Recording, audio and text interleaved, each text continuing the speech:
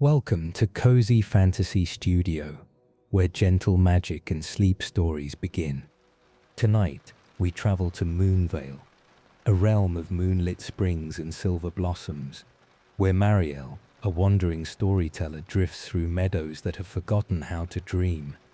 When a whisper of fairies glides through the mist, a journey of rediscovery and wonder begins. So find a soft place to rest. Let your breath slow, your body lighten, and your thoughts wander like fireflies over water. The night is calm in Moonvale, and somewhere beneath the spring moonlight, the fairies are beginning to sing. The first light of dawn spread gently across Moonvale, a pale ribbon unfurling between hills of sleeping clover. The air shimmered with the hush that lingers after dreams. Every blade of grass wore a pearl of dew, and when the breeze passed through, the valley chimed like distant glass. Along the quiet path walked Marielle, her cloak heavy with the scent of rain and travel. She carried no lantern, only a slender walking staff wrapped in faded ribbons, relics of stories she once told beneath festival moons. The ribbons fluttered, whispering half-remembered words that slipped from her before she could catch them. Her voice had once been the heartbeat of villages. She had sung legends to children, stitched fables into the evenings, given shape to laughter.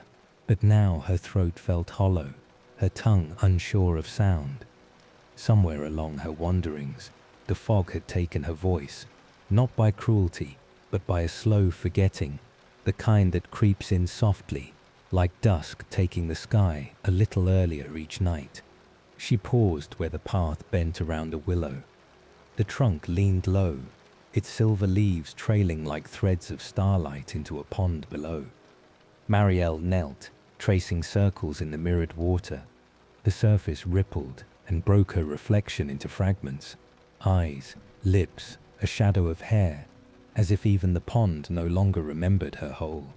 "Do you still know me?" she asked the reflection, and though her lips moved, the sound that came was smaller than a sigh. From the reeds rose the hum of dragonflies, their wings flashing like shards of moonlight. They wove patterns above her head, a quiet ballet that filled the stillness she could not. Somewhere in the distance, a wood thrush sang its first morning note, one clear drop of sound in an otherwise silent world. Marielle closed her eyes and listened. Each breath carried layers of scent, damp earth, wild mint, the faint smoke of hearths awakening beyond the hill. It all felt achingly familiar, like verses from a lullaby she once knew by heart. Yet the words escaped her reach. She continued along the silver path, where moss grew thick and soft underfoot. The road had no true beginning and no visible end. It meandered through meadows that shone faintly blue in dawn's light. Every few steps she passed an old milestone carved with runes now blurred by age. Once they had told distances and directions, to the lake of blossoms, to the orchard of bells, but now they stood as gentle ghosts, their meanings dissolved. A soft wind rose from the west, carrying with it the perfume of moon petals, flowers that bloomed only at night and closed at sunrise. Their fading sweetness clung to Marielle's hair, as if reluctant to let her go. She wondered if the flowers too forgot their dreams each morning. Beyond a curve of poplars, she saw the village of Thimblebrook, still half asleep under curls of chimney smoke. She often came there, hoping that telling small tales to herself in the square might wake her voice again. But today the cottages seemed distant, wrapped in the early haze. The thought of entering, of facing expectant faces she could not answer, filled her with quiet dread. So instead she turned toward the meadow. There, the dew was deep enough to soak the hems of her skirt. The sensation, cool, surprising, drew a smile she did not expect. She remembered a line from an old tale. Every droplet keeps a memory of the moon. Kneeling, she cupped a handful of dewdrops. They trembled in her palms like tiny hearts. For a fleeting instant, she imagined she could hear them whisper, but when she leaned closer, It was only the rustle of grass. Still, something stirred in her, a faint vibration behind her ribs, the echo of music unplayed. She rose slowly, brushing moisture from her hands, and looked east. The sun had not yet cleared the ridge, but the horizon burned with promise. As she walked, her staff struck the stones with a rhythm that sounded like a heartbeat. She tried to hum along, searching for a tone that matched. A note began, fragile, uncertain, and faded before reaching air. Yet even that half-sound comforted her. It meant something still lived within. The path wound upward toward a field where cloud moths slept on tall stems. Their wings were pale as parchment. When Marielle passed, they stirred slightly, releasing motes of silver dust that drifted like snow. She thought of stories she once told about these creatures, how they carried forgotten wishes into the stars. She tried to remember the ending of that tale, but found only a hollow space where it used to rest. At the crest of the hill stood a stone arch, weathered and veined with moss. Beyond it, the valley spread like a sleeping sea, rivers shining, woods breathing mist, the far peaks catching dawn's first rose. She leaned against the arch and let her breath slow. A sense of stillness filled her, both comfort and ache. For a heartbeat she imagined that Moonvale itself was listening, every leaf and stone leaning closer, waiting for her to speak again. But no words came, only the whisper of wind through grass, answering on her behalf. Then, somewhere unseen, a bell chimed, soft, crystalline, impossibly distant. It echoed once, twice, then faded into the morning air. Marielle straightened, heart quickening. No temple stood nearby. No shepherd carried bells at this hour. The sound had come from nowhere and everywhere. She held her breath, listening for it again. Silence, and then, faintly, a new sound. Wings. Not the steady beat of birds, but the flicker of something smaller, brighter, wings that whispered rather than flew. A shiver ran through the valley as though the air itself remembered. Marielle felt the fine hairs on her arms rise. She looked toward the willow pond far below, where the light had shifted to silver blue. Tiny sparks hovered above the surface, darting, circling, then vanishing into the mist. Fairies, she thought, though fairies had not been seen in Moonvale for a generation. Their songs had once woven springtime into bloom, but when the forgetting fog crept from the mountains, they were the first to fall silent. And yet the sound, that delicate ringing, called her name. Marielle. The voice was as faint as breath against glass. It came again, rippling through the morning air, neither near nor far. She pressed her palm against her throat. The vibration she'd felt earlier deepened, responding like a string tuned to the same key. Marielle. This time the whisper carried warmth, a tremor of recognition. She stepped forward, drawn by instinct. Dew splashed around her boots. The mist parted in luminous waves, each movement unveiling more of the meadow, more of the impossible glow. And for the first time in years, Marielle felt wonder stir. Not the memory of it, but the living pulse. She took another step, heart lifting, and whispered back though no sound formed, "I hear you." The dawn brightened. Somewhere within that growing light, the whispering wings turned, waiting. The mist lifted slowly from Moonvale, unveiling roofs thatched with silver moss and gardens veiled in pearl light. Morning birds tested their voices, uncertain, as if the melodies had to be remembered note by note. Marielle reached the outskirts of Thimblebrook, the little village that cradled the bend of the stream. Its houses leaned companionably toward one another, walls brushed with ivy, windows half open to the scent of baking bread. Everything appeared peaceful, yet beneath that peace lived a strange stillness, a pause too long between heartbeats. She paused by the bridge where letters of echo, tiny slips of parchment floated downstream. Children released them each morning, their handwriting shaky, the words short. The current carried the notes beneath the bridge and out toward the meadows. Villagers said the fairies once answered such letters with light. Now the papers drifted unanswered, dissolving before noon. Mariel leaned over the railing, reading one that bobbed in the water. To whoever listens, I dreamt of color, but woke to gray. Another passed. I forgot the song for planting beans. Will the earth still hear me? The ink blurred where the water touched, the words vanishing into ripples. She watched them go, feeling a quiet kinship with the fading script. Across the square, the bell tower gave a small, uncertain toll. The baker, old Tommel, looked up from dusting flour on his counter. His wife hummed to herself, or tried to. The tune stumbled, stopped, began again on the wrong note. Mariel entered the shop, drawn by warmth and the smell of yeast. "Good morning," she offered softly, but her voice barely rose above a whisper.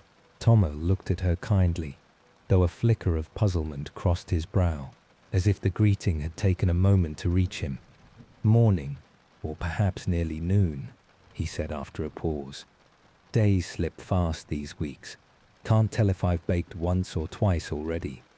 He smiled, but there was confusion behind it. She nodded, accepting a small loaf.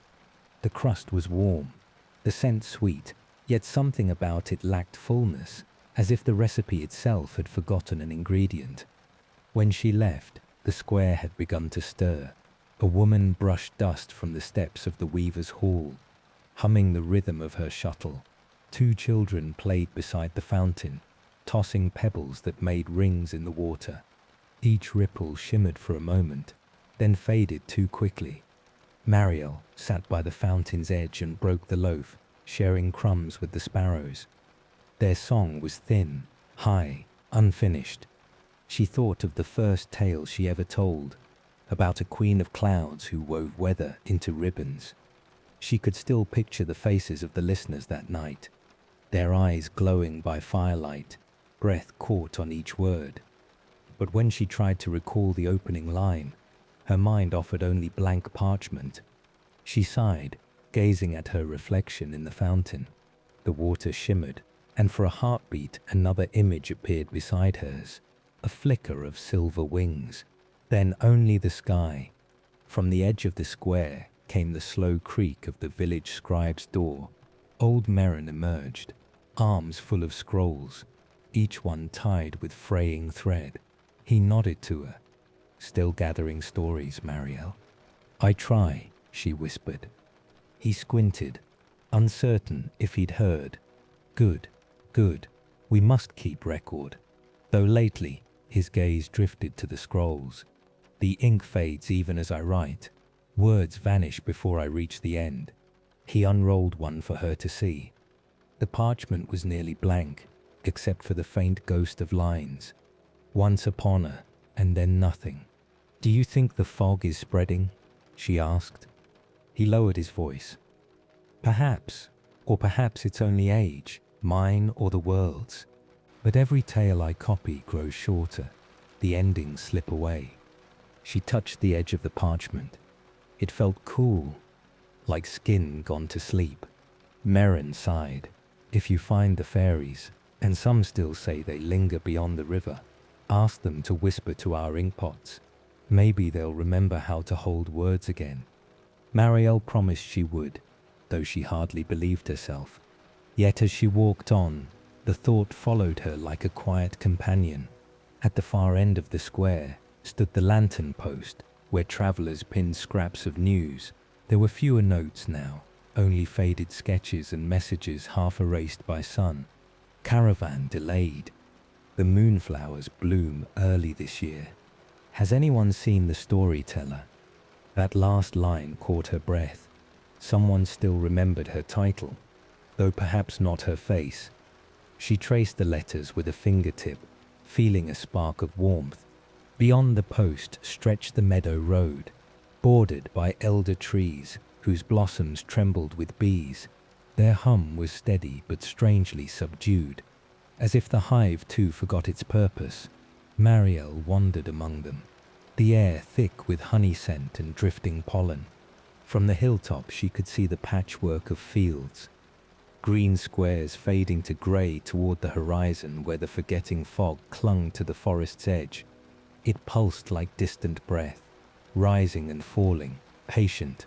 She sat in the grass eating the rest of the loaf, crumbs falling like tiny suns.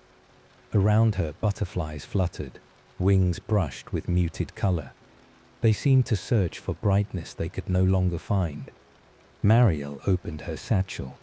Inside lay fragments of parchment, each filled with unfinished phrases. She gathered them every place she travelled, as if one day she might stitch them together into a whole story again. She read a few aloud, or tried to. The words trembled, soft as falling petals.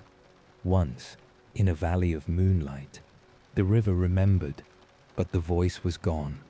She closed the satchel gently. A hush fell over the meadow, even the bees stilled. In that silence, a faint tinkling reached her, not of bells this time, but of many tiny wings brushing light. It came from somewhere beyond the elder trees, where the sunlight turned liquid gold. Marielle rose, shading her eyes. The sound faded as quickly as it had come, leaving only birdsong and the rustle of leaves. Still, the echo lingered inside her like a promise. Back in the village, the noon bell rang. One, then another, though no one seemed to notice. Each sound stretched thinner than the last, as if the world itself were forgetting how to carry tones. Marielle turned away from the meadow and gazed once more toward the fog-dim horizon. The air shimmered faintly, and for a heartbeat she thought she saw motion within the haze, glimmers that moved like lanterns adrift. She whispered to the wind, "If you remember me, call again."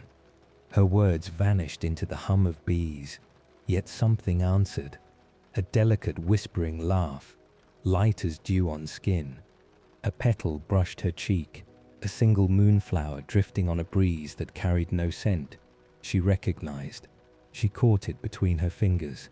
Its surface glowed faintly, as if it had captured a word she could not yet read. The villagers might have thought it only the wind, but Marielle knew.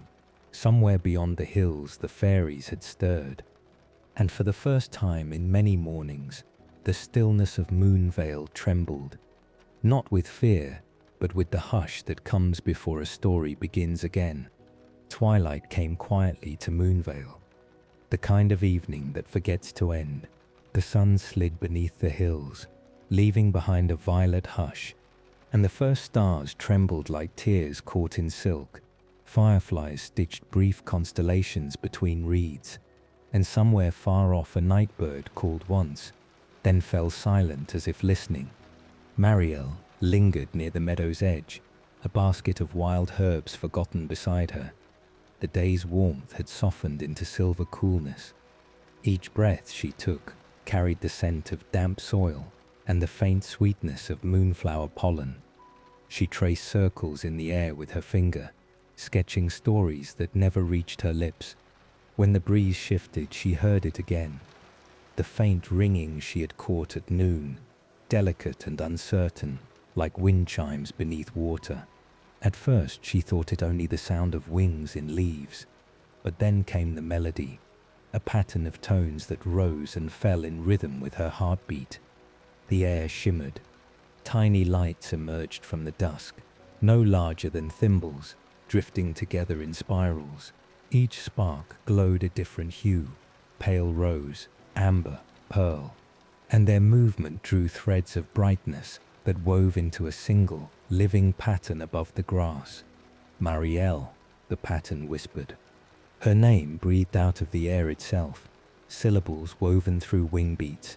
The lights pulsed once, as if awaiting reply. Marielle's throat tightened. She tried to speak, but her voice broke into silence. Still, she stepped forward, one hand extended. The nearest glow descended, hovering before her face. Within it, she saw a shape so delicate, she almost doubted it was real. A tiny figure, no taller than her thumb, wings translucent as morning frost. Its eyes were pools of starlight, its gown spun from dew. "Do you remember us?" the fairy asked. The words were not sound exactly. They arrived directly in her thoughts, each one ringing like a droplet striking still water. Marielle shook her head slowly. "I don't know." The fairy smiled, and the light around her brightened. "You once told stories that carried our wings farther than wind. You spoke the forest awake, but then the fog came, and you forgot the language of wonder." More lights gathered, circling. Their collective glow turned the meadow to liquid moonlight. In the radiance, Marielle saw shapes flicker across the grass, scenes drawn from memory, children laughing around a fire, lanterns rising, her own younger self holding a lute. She reached for the image, but it faded. "I lost my voice," she whispered. "Voices are only one way of singing," said another fairy, her tone like flute breath. "There are songs written in footsteps, in tears, in breath upon glass. You never truly lost yours. It sleeps." Marielle closed her eyes. The air hummed softly against her skin, and in that vibration she sensed a rhythm older than speech. She remembered sitting as a child beside her grandmother, listening to stories that grew like vines around the hearth. Every tale had begun with a hush like this. "What do you want from me?" she asked. "To follow," the first fairy replied. "The blooming light has dimmed, and Moonvale forgets itself. The path must be walked again by one who remembers through heart, not words." Marielle hesitated. "I can't even remember the ending of a lullaby." "Then we will teach you to listen instead." At that, the fairies rose higher, forming a luminous arc that stretched toward the distant forest. Their light spilled across the meadow, revealing a narrow trail she had never seen before. It shimmered faintly as if dusted with frost, leading east toward the foothills where the fog waited. Marielle felt a tug in her chest, half fear, half longing. The trail looked impossibly fragile, as though a sigh could erase it. Behind her, the village lights blinked to life, warm and familiar, but their glow seemed smaller tonight, dulled by distance. Ahead, the fairy light pulsed invitingly, rhythmic as breathing. She thought of Tommel's fading bread, Merrin's disappearing ink, the letters of echo dissolving in the stream. If she turned away now, the forgetting would only deepen. Yet the notion of stepping into that shining path alone made her pulse quicken. The fairy nearest her bowed midair, wings leaving a trace of sound like glass chimes. "You will not walk alone. The Dew Fairy waits at the river bend. She keeps the first map of light." Marielle's gaze drifted toward the horizon, where twilight thickened into silver mist. "The Dew Fairy," she repeated softly, tasting the name. It felt familiar, as if hidden in the folds of an old dream. "You once told her story," whispered another fairy. "Perhaps she remembers you better than you remember yourself." The lights dimmed, hovering expectantly. Marielle took one slow breath. The meadow smelled of clover and quiet rain. Her heart beat once, twice, each thud a note in the unseen melody that surrounded her. She lifted her walking staff. Its ribbons, faded by years of travel, fluttered as though stirred by unseen hands. "All right," she whispered. "Show me where to begin." The fairies twined together in delight, forming a spiral of gleam that drifted forward. Their voices joined, no words, only sound like wind through silver reeds. As they moved, the ground beneath them brightened, laying down a thread of glowing dew. Marielle followed. Each step made the earth hum softly, as if approving. They led her past the willow pond. The reflection of the lights danced upon the water, fracturing into 1,000 glimmers. Tiny fish rose, curious, their scales flickering like mirrors. The air itself seemed to awaken. Even the reeds leaned closer, whispering against one another. The trail carried her into a hollow lined with moss and tiny mushrooms that glowed blue at their tips. There, the fairies paused. Their light gathered into one great blossom of brilliance before her, a shape neither entirely flower nor flame. Within this light, they sang together, "Sleep your first story. Take it, and the path will open." Marielle extended her hand. The glowing shape drifted toward her palm and settled there. It pulsed once, twice, then sank into her skin. Warmth spread up her arm through her chest to her throat. A sound escaped her, half gasp, half note. It was not quite a word, but it shimmered in the air and did not vanish. The fairies bowed as if in recognition. The voice remembers. Tears welled in Marielle's eyes, though she did not fully understand why. "It feels like home," she said. "And home is where stories begin," whispered the first fairy. The lights began to drift backward, slowly dissolving into the rising mist. "Follow the moon bridge," came their fading song. "When dawn kisses the river, the Dew Fairy will be waiting." Marielle stood alone in the hollow. The glow beneath her feet had dimmed, yet a faint silver line remained, marking the way east. She looked once toward the dark outline of the village, where a single lantern burned near the baker's door. Then she turned toward the unseen river. The night accepted her gently. Fireflies rose in her wake, weaving small constellations above her path. She walked until the stars, blurred with tears and exhaustion, tugged at her limbs. At last, she rested against a tree trunk, listening to the forest breathe. Somewhere high above, a lone fairy's voice lingered, sweet and thin as thread. "Remember the dew when the moon falls low." The whisper drifted into her dreams as she closed her eyes, unaware that dawn would bring the first crossing of her true journey.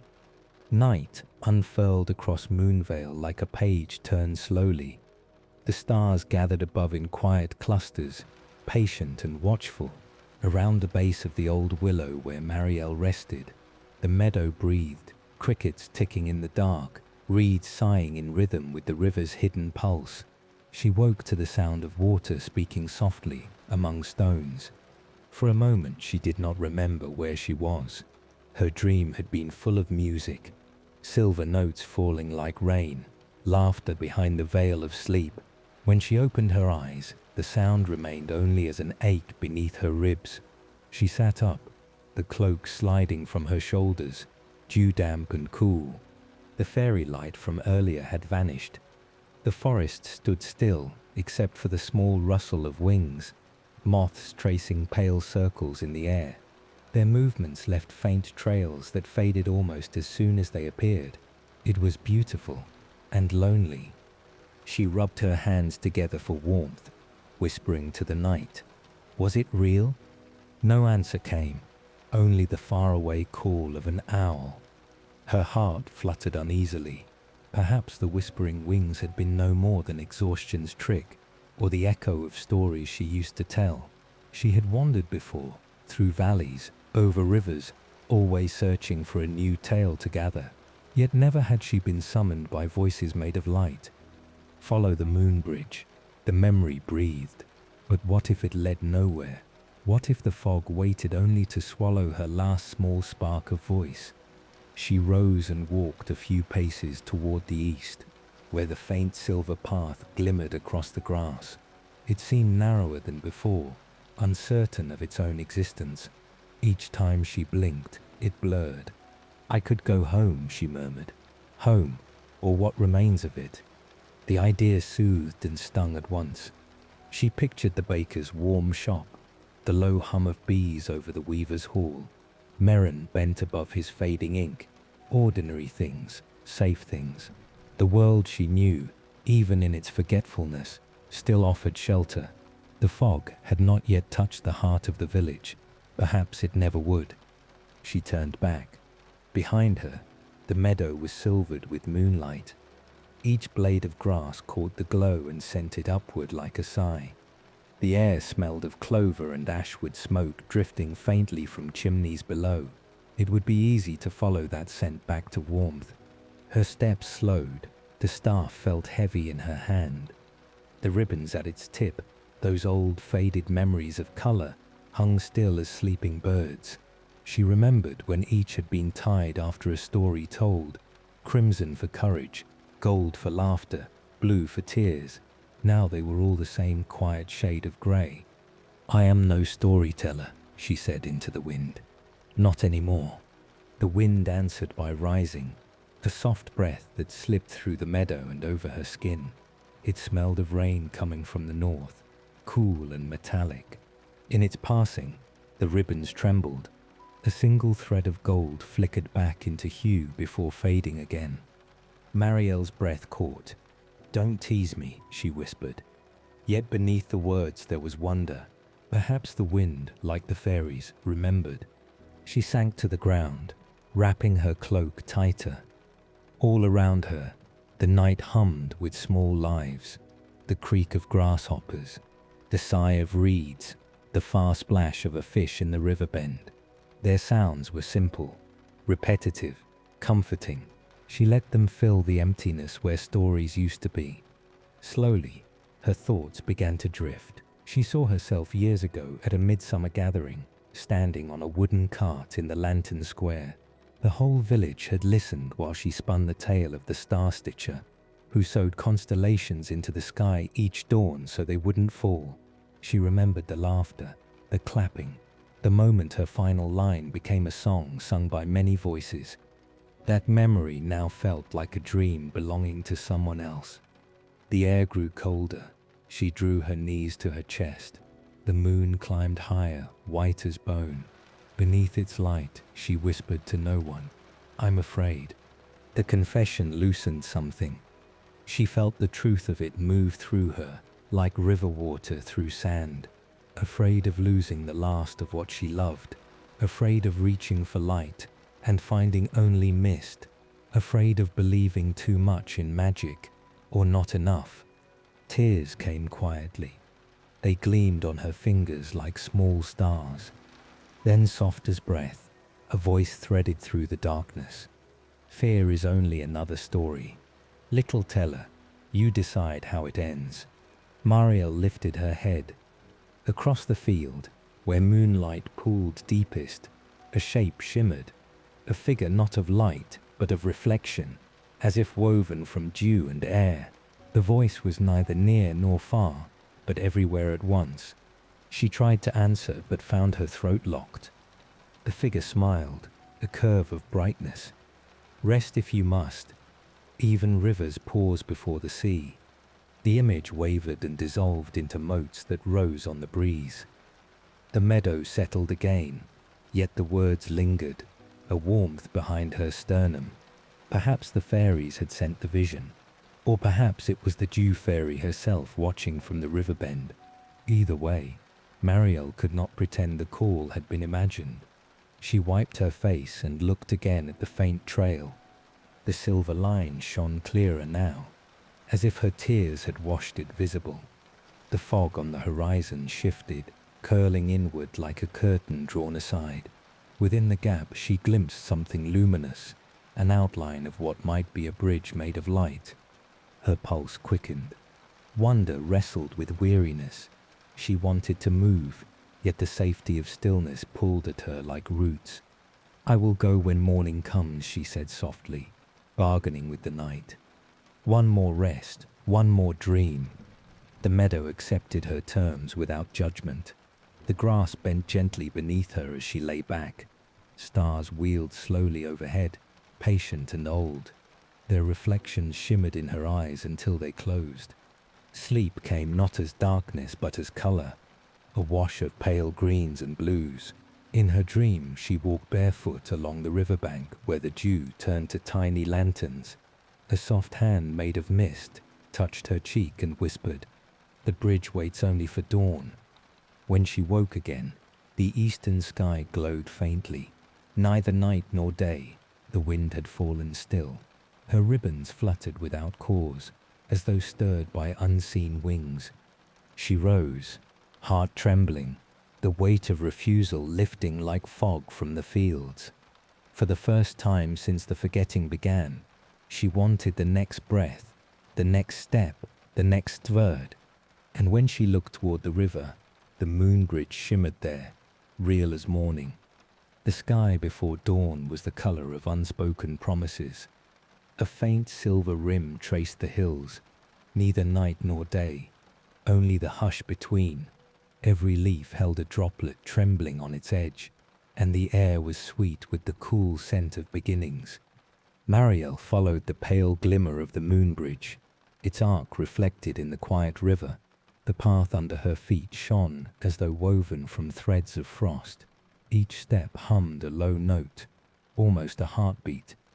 At the bend where the water widened into a pool, mist drifted low. There, on a rock smooth as glass, someone waited. The figure seemed carved of light, small as a song, but bright enough to paint the air with ripples. Her wings curved upward like petals.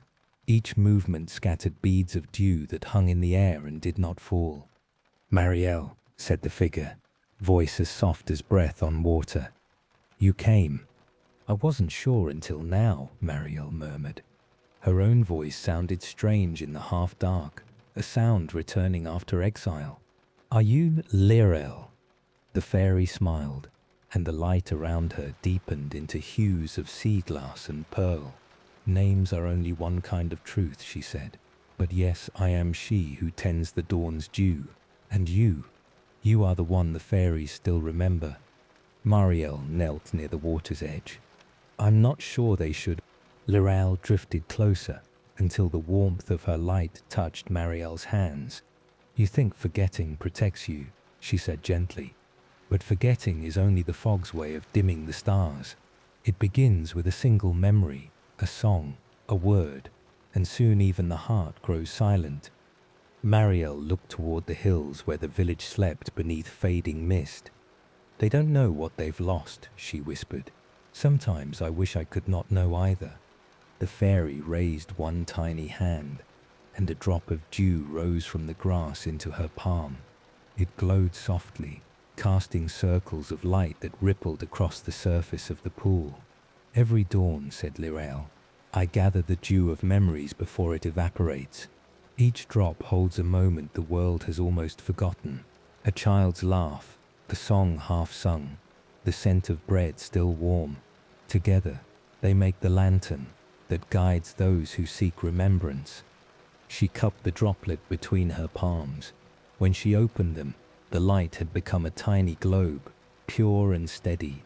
Inside it shimmered faint shapes, villagers smiling, a field in bloom, Mariel herself laughing beside the old willow. "Is that me?" "One of your stories," Lirel replied. "Your voice once awakened blossoms. But see," she touched the orb, and the image trembled, fading at its edges. Even memory frays when left untended. Mariel's chest ached. "Can it be mended?" The fairy studied her with eyes like early rain. "That is why you are here. The blooming light, the heart of Moonvale's memory, grows dim. Only a storyteller who has forgotten can truly rediscover it." Mariel almost laughed, though it came out hollow. "A storyteller without stories." "Exactly," said Lirel, smiling. "An empty cup can be filled." She flew nearer, holding out the glowing orb. "Take this. It will not burn or break. It listens." Mariel hesitated, then extended her hand. The orb settled against her skin, warm and pulsing.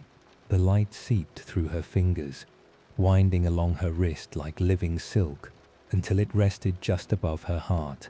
When it merged with her, a faint hum filled the air, a note in perfect tune with the whispering river. "What do I do with it?" "Follow its rhythm," Lirel said. "It will guide you to where the stories sleep, but beware, the fog is drawn to warmth. It will try to hush you again. Speak, even if no sound comes. The world will hear in its own way." Mariel looked down. Faint silver threads now laced her palm, pulsing with light. "And you?" I walk with the dawn, the fairy answered, but I will send signs, drops of dew that glimmer at noon, a hum within the rain. When you see them, you will know I am near.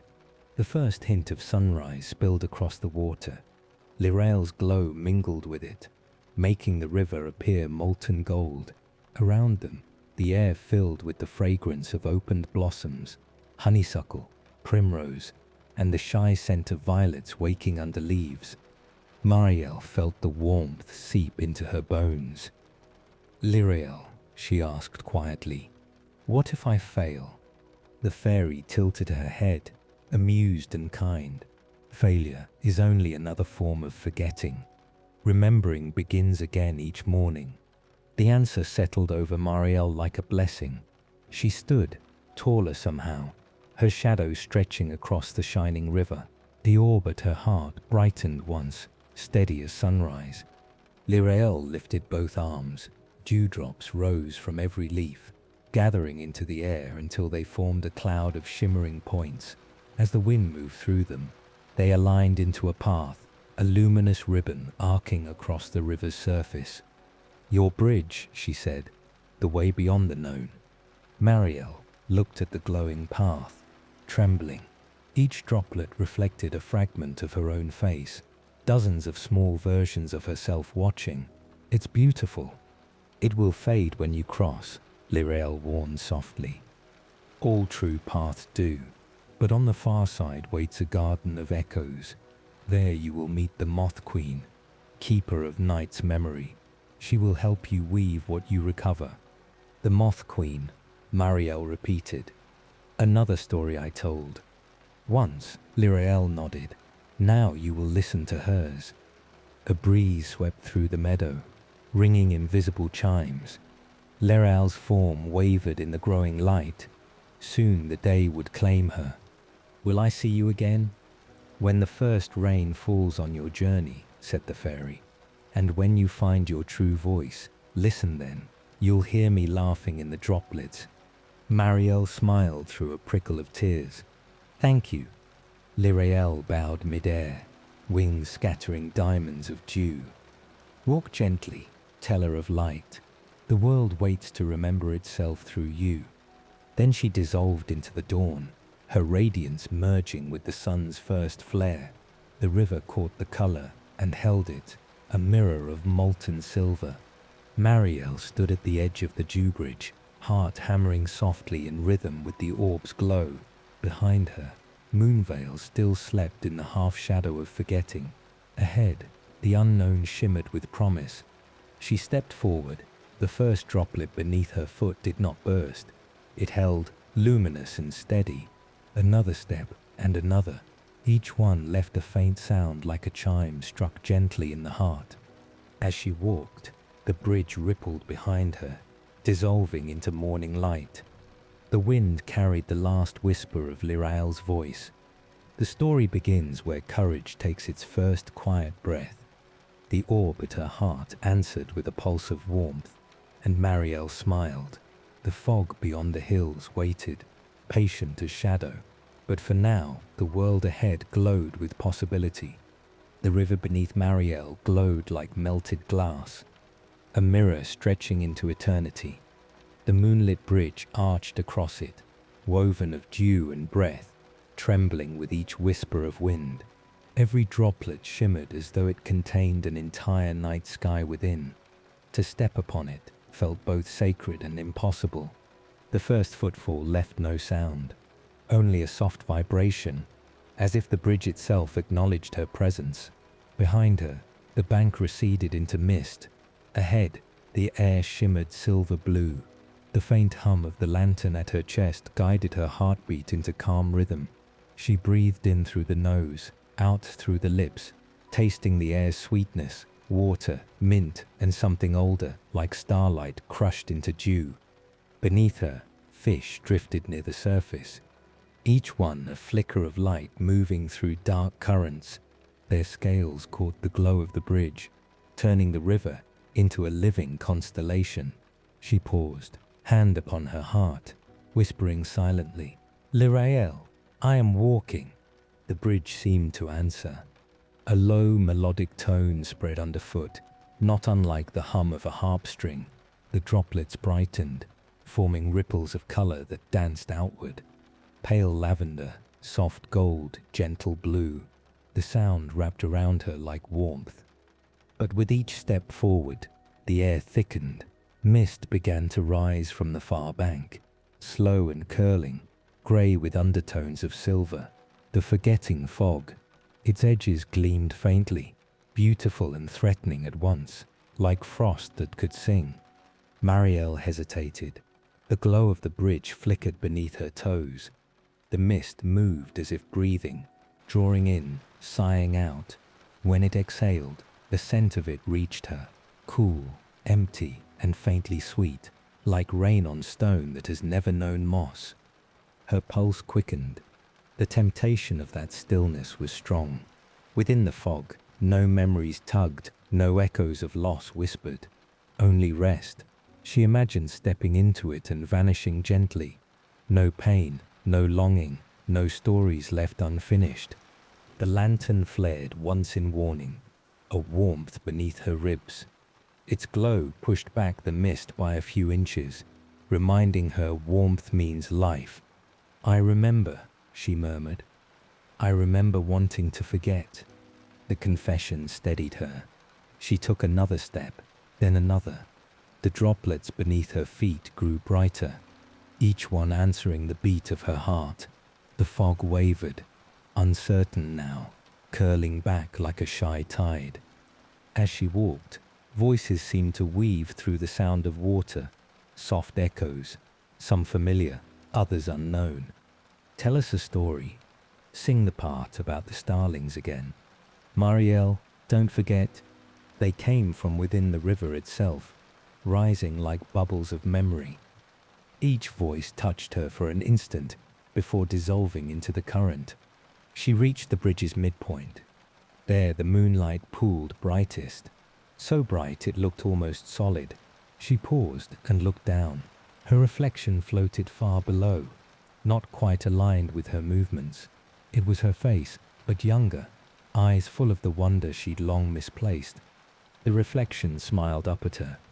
"Do you still know the words?" it asked without sound. Marielle's lips parted, and before she knew what she was doing, she began to hum. Just one note, fragile, trembling, imperfect. Yet the river caught it, amplified it, and returned it multiplied 1,000-fold. The sound became light. It rippled outward, chasing the fog along the water's edge. She laughed softly, the first true laugh in years, and her reflection laughed with her. For a moment, the bridge steadied completely, gleaming as though made of polished silver. But the fog was not idle. Its tendrils slid closer again, weaving between droplets, trying to reach her ankles. They coiled like cool smoke.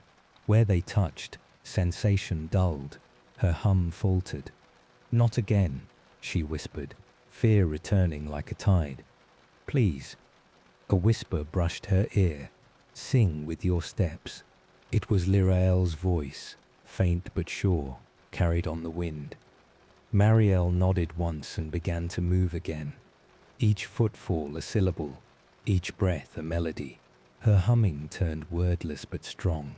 The vibrations lifted through her body, turning fear into rhythm. The bridge responded, pulsing brighter with each note. The droplets beneath her flared into pure white light. The fog hissed, a sound like a sigh more than anger, and drew back into itself, retreating toward the far trees. The moon shone fully now, her silver crown reflected in every ripple. Marielle felt its glow wrap around her shoulders like a shawl. Her lungs expanded, her throat loosened. The hum turned to a low song, gentle and round, carrying words she didn't know she remembered. "River bright, hold the night. Mirror deep, let memory sleep. Until the dawn I carry light, until the song remembers me." As she sang, the droplets that formed the bridge began to rise, swirling upward in spirals. The structure beneath her dissolved gradually, yet she did not fall. The river itself seemed to bear her weight now, solid with trust. She stepped from the last thread of the bridge onto the far shore, just as the first blush of dawn touched the horizon. The moment her foot met earth, a hush fell, the kind that exists only after something sacred has occurred. Behind her, the moon bridge faded into mist. Only a single droplet remained, hovering before her chest. It drifted forward and merged with the lantern light there, making it burn steadier. Mariel turned to face the new land. The air felt different here, richer, humming with unseen life. Trees with leaves like silver feathers lined the riverbank. The ground glowed faintly under moss that released the scent of wild mint when touched. A path wound ahead, narrow and luminous, leading into a grove where shadows fluttered like wings. "The garden of echoing ponds," she whispered. The words came unbidden but right. A gentle wind stirred, carrying faint laughter, the same bright sound she had heard in the fairies' song. She knew she was being watched, guided. The last trace of the fog hung distant behind her, veiled and harmless for now. She bowed her head toward it, not in fear, but acknowledgement. "Thank you for the silence," she murmured. "It taught me to listen." Then she straightened, shoulders squared with quiet resolve, and began toward the grove. The bridge behind her was gone. There was no return except through memory. Ahead waited new voices, new light. For the first time, the idea of not knowing what came next filled her not with dread, but wonder. And as she stepped into the forest of mirrors, the lantern pulsed once more. Steady, bright, alive. The forest beyond the river opened into a clearing shaped like a circle of mirrors. Sunlight dripped through the canopy in thin golden threads, finding its way onto pools of clear water. Each pond reflected not just the sky, but moments of the world, tiny, living pictures that shimmered and changed with every ripple. This was the garden of echoing ponds, where memory lingered in water, long after voices forgot. The air trembled with the hum of unseen wings and the soft murmur of liquid thought. Even the moss underfoot seemed to sigh with recognition. Mariel stepped lightly, her staff sinking slightly into the damp earth. Around her ankles, the scent of lilies and rain mingled, cool and alive. The light shifted constantly. It was difficult to tell what was reflection and what was real. She knelt beside the nearest pond. Its surface was still as glass, yet faint shapes stirred beneath, blurs of color like dreams half remembered. When she leaned closer, a sound drifted up, her own laughter, distant and young. Startled, she almost fell backward. The sound was unmistakably hers, though from another time, a younger Marielle, laughing freely, unafraid of silence. The water quivered, showing an image, the village square filled with lanterns, faces she half recognized, and herself standing atop a wooden crate, telling a tale. Her hands moved in wide arcs, her voice ringing like wind through bells. The villagers' faces glowed with joy. She could almost feel the vibration of her own words through air. Then the picture flickered and stilled. The laughter faded, replaced by quiet ripples that whispered fragments of phrases. Once there was a valley where stories could bloom. Her breath caught. The words brushed against her memory like fingertips through mist. She wanted to reach for them, to draw them back into her chest. "Please," she whispered, "tell me the rest." But the pond's light dimmed, the reflection sinking away like sand through water. Only her own reflection remained, uncertain and searching. Mariel touched the surface. The water was cool and smooth, but the sensation awakened something deep within her throat. A vibration, a pulse of sound that rose unbidden. She hummed softly, a single note, and the pond shimmered in response. Rings of color spread outward, blue, then green, then rose, and within them, new images formed. Children gathered around her again, but now they were faceless, outlines of joy, Her humming deepened, the tone steady and low. The faceless children began to hum back. The sound expanded, filling the glade like breath inflating a lung. For a moment, the air itself seemed to listen. The water in all the ponds quivered. Then, from somewhere behind her, another voice joined. A tone higher, lighter, familiar as dawn. "Keep singing," it said. Marielle turned.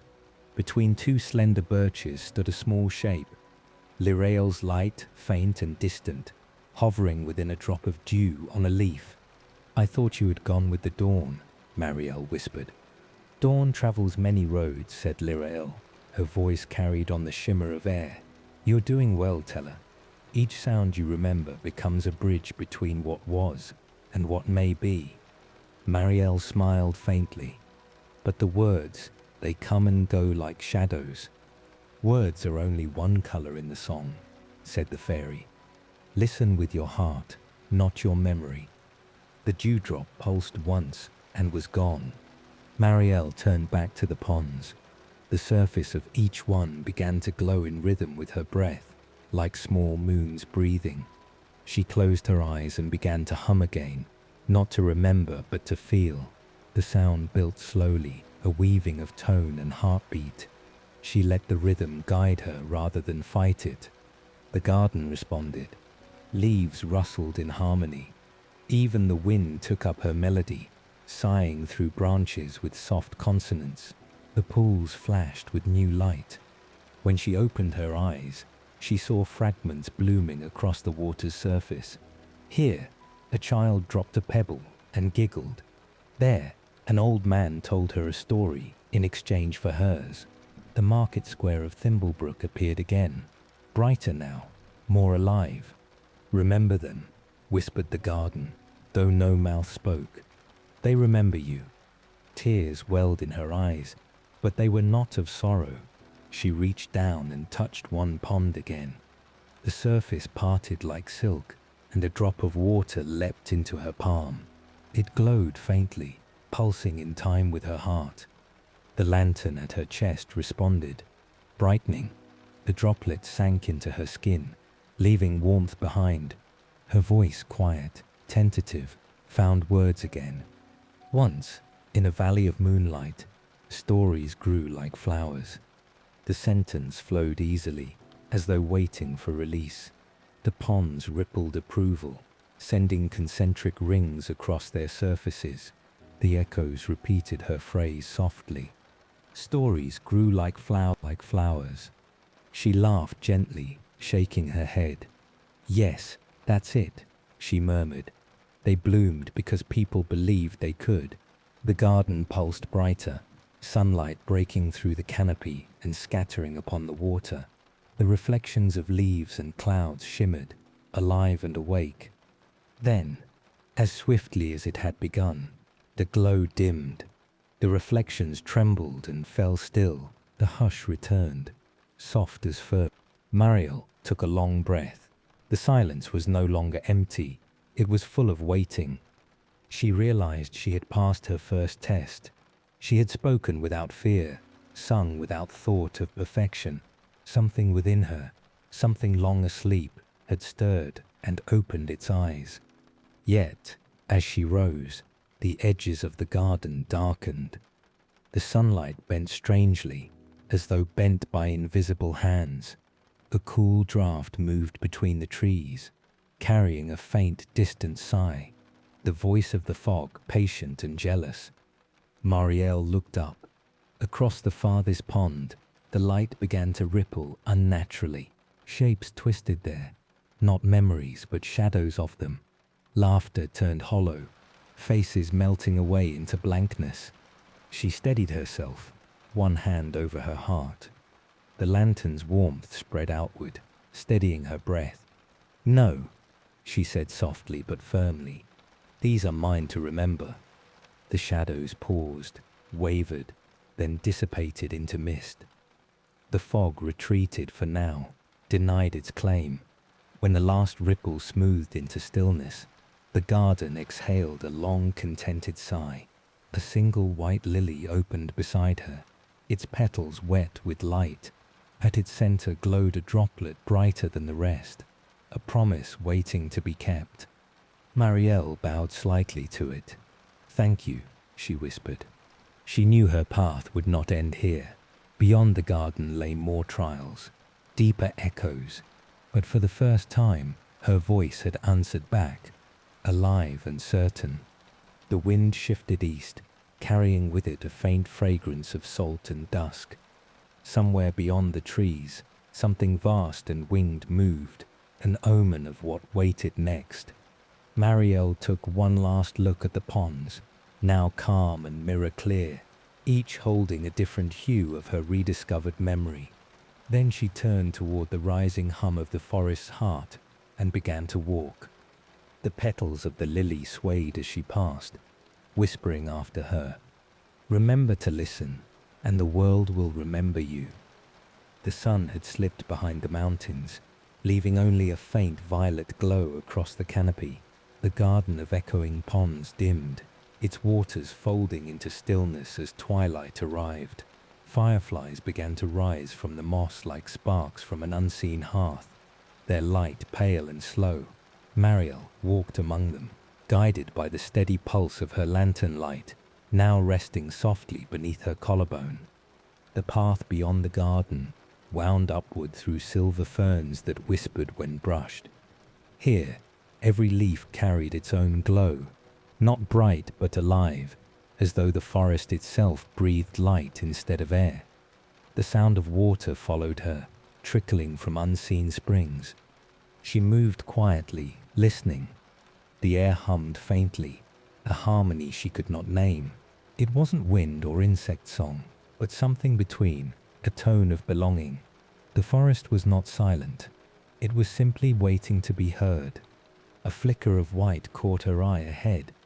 It was small at first, then grew into a swirl of motion, wings, large and soft, reflecting moonlight. A moth, luminous and slow beating, drifted through the air before her. Its wings spanned as wide as her forearm, patterned with eyes of pale gold. As it passed, the trees seemed to bow slightly, as if in reverence. Marielle whispered, "You're beautiful." The moth circled once, twice, and then hovered near her shoulder. The lantern at her chest glowed in answer, its rhythm syncing with the beat of the creature's wings. A soft fragrance filled the air, something between lavender and rain. Then, from the shadowed branches above, a voice descended, low, melodic, and resonant like moonlight through glass. "You've crossed the bridge," the voice said. "Few have dared since the silence began." Marielle looked up. Perched among the branches was a tall figure draped in gauze-like threads that shimmered faintly. Her wings, vast and translucent, caught the dim light and turned it into 1,000 shades of silver. Her eyes were deep and dark, ringed with faint halos of white. "The Moth Queen," Marielle breathed. The queen inclined her head, a gesture graceful and slow. "You remember my name," she said, "though not yet my story." "I told it once," Marielle murmured. "Long ago." "Yes," said the queen, stepping lightly down from the branches, her bare feet touching the moss without sound. "And the telling gave my wings their light. But when your voice dimmed, our glow began to fade as well. The fog feeds on forgotten tales." Marielle bowed her head. "Then I've wronged more than my own heart." The queen smiled gently. "You wronged nothing. Even forgetting has its place. Without shadow, how would light be seen?" The words filled Marielle with calm she hadn't expected. The moth that had flown beside her settled on her shoulder, folding its wings in quiet comfort. The queen gestured toward the path ahead. "Come, others wait to meet you." Together they walked through the glowing forest. As they went, the undergrowth parted, and small orbs of light followed. Not fireflies, but the same whispering fairies she had met before. Smaller now, quieter, like embers at rest. They circled her feet in delicate spirals, casting reflections upon the moss.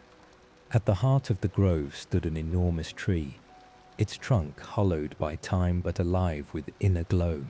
Within its hollow pulsed a soft blue light, rhythmic and slow as breathing. The moth queen placed a hand against the bark. The surface shimmered and opened like water. "Here sleeps Lirael's kin," she said. "The dew fairies, caretakers of memory's smallest moments." From the hollow emerged a dozen tiny shapes, fairies draped in petal gowns, their wings damp and sparkling with dew. They blinked like newborn stars, then bowed low to Marielle. Their leader, a tiny being with hair the color of morning frost, spoke in a voice like the rustle of silk. "We remember your stories. They made rain gentler and dreams longer." Marielle felt warmth flood her chest. "I don't deserve your kindness. I've forgotten too much." "Then let remembering be shared," said the little fairy, smiling. "That's why we are many." The moth queen nodded. "Even memory is communal. No song truly belongs to one singer." Lirael's glow flickered faintly among them, a small orb dancing near Marielle's hand. "She has begun well," said the dew fairy softly. "The garden sings again." Marielle knelt among them, her eyes shining. "What can I do? How do I help Moonvale remember?" The queen's voice lowered into music. "By journeying deeper, through shadow, reflection and dream. The fog is not an enemy, only a sleepwalker who has forgotten dawn. Your voice will wake it, not banish it." Marielle thought of the villagers, of fading ink and silent songs. "If I fail..." The moth queen smiled, eyes luminous. "Then we begin again. The moon wanes, then grows full once more. There is no failure in cycles." A hush followed, not empty, but sacred. Around them, the moths fluttered upward, filling the grove with gentle wind. The dew fairies scattered drops of light that hung mid-air, creating a dome of stars overhead. Within that radiance, Marielle felt something stir again, the pulse of belonging, the memory of community. She spoke softly, testing her growing strength. "Then I will go on." The queen touched her forehead with one cool finger. "Take this glow," she said. "It will keep your path lit when the sky forgets its stars." Light gathered between them, a ribbon of silver that wrapped itself around Marielle's wrist. It pulsed gently, like the heartbeat of the forest itself. The dew fairies clapped their tiny hands, and rain began to fall. Soft, warm, musical. Each drop glowed as it struck leaf and soil, filling the grove with shimmering mist. The moth queen spread her wings wide, and from their edges poured light that mingled with the rain until sky and ground were one endless glow. Marielle laughed, unable to help herself. The sound rang pure and clear. Every creature paused to listen. Even the fog beyond the trees seemed to hold its breath. Lirael's faint voice echoed from somewhere unseen. "She remembers joy." The queen lowered her wings. "That is the first true step of any journey, to remember that joy was always yours." The rain slowed. The fairies gathered close, touching Marielle's fingertips with warmth. The queen turned toward the east where faint clouds glimmered. "Your next path awaits beyond the forest," she said. "Follow the light that moves, not the light that stays." Marielle bowed deeply. "I'll carry your glow." "Not mine," corrected the queen softly. "Ours." As Marielle left the grove, she looked back once. The tree still pulsed with blue light. The fairies danced like drifting stars, and the moth queen's wings shimmered like woven moonlight. Together, they formed a living constellation, her newfound circle, her first allies in the glow. The path ahead lay steep, but no longer lonely. The lantern on her chest burned brighter than before, and the ribbon of light around her wrist pulsed in perfect rhythm. She walked on beneath the canopy of soft radiance, whispering to herself, "I will listen, I will remember, I will sing again." And the forest, alive and awake, whispered back, "We walk with you, teller of dawn." The path left the glowing woods and wound toward the high cliffs where clouds hung heavy, low enough to touch. Twilight deepened, turning the world to soft indigo. The light of Marielle's lantern shimmered in the mist. Like a small moon she carried before her. Wind whispered through the grass, and far below she could hear the river she had crossed, murmuring old songs against the rocks. By the time she reached the cliff's base, rain had begun, gentle at first, then steady, falling in silver threads. The air smelled of petrichor and salt.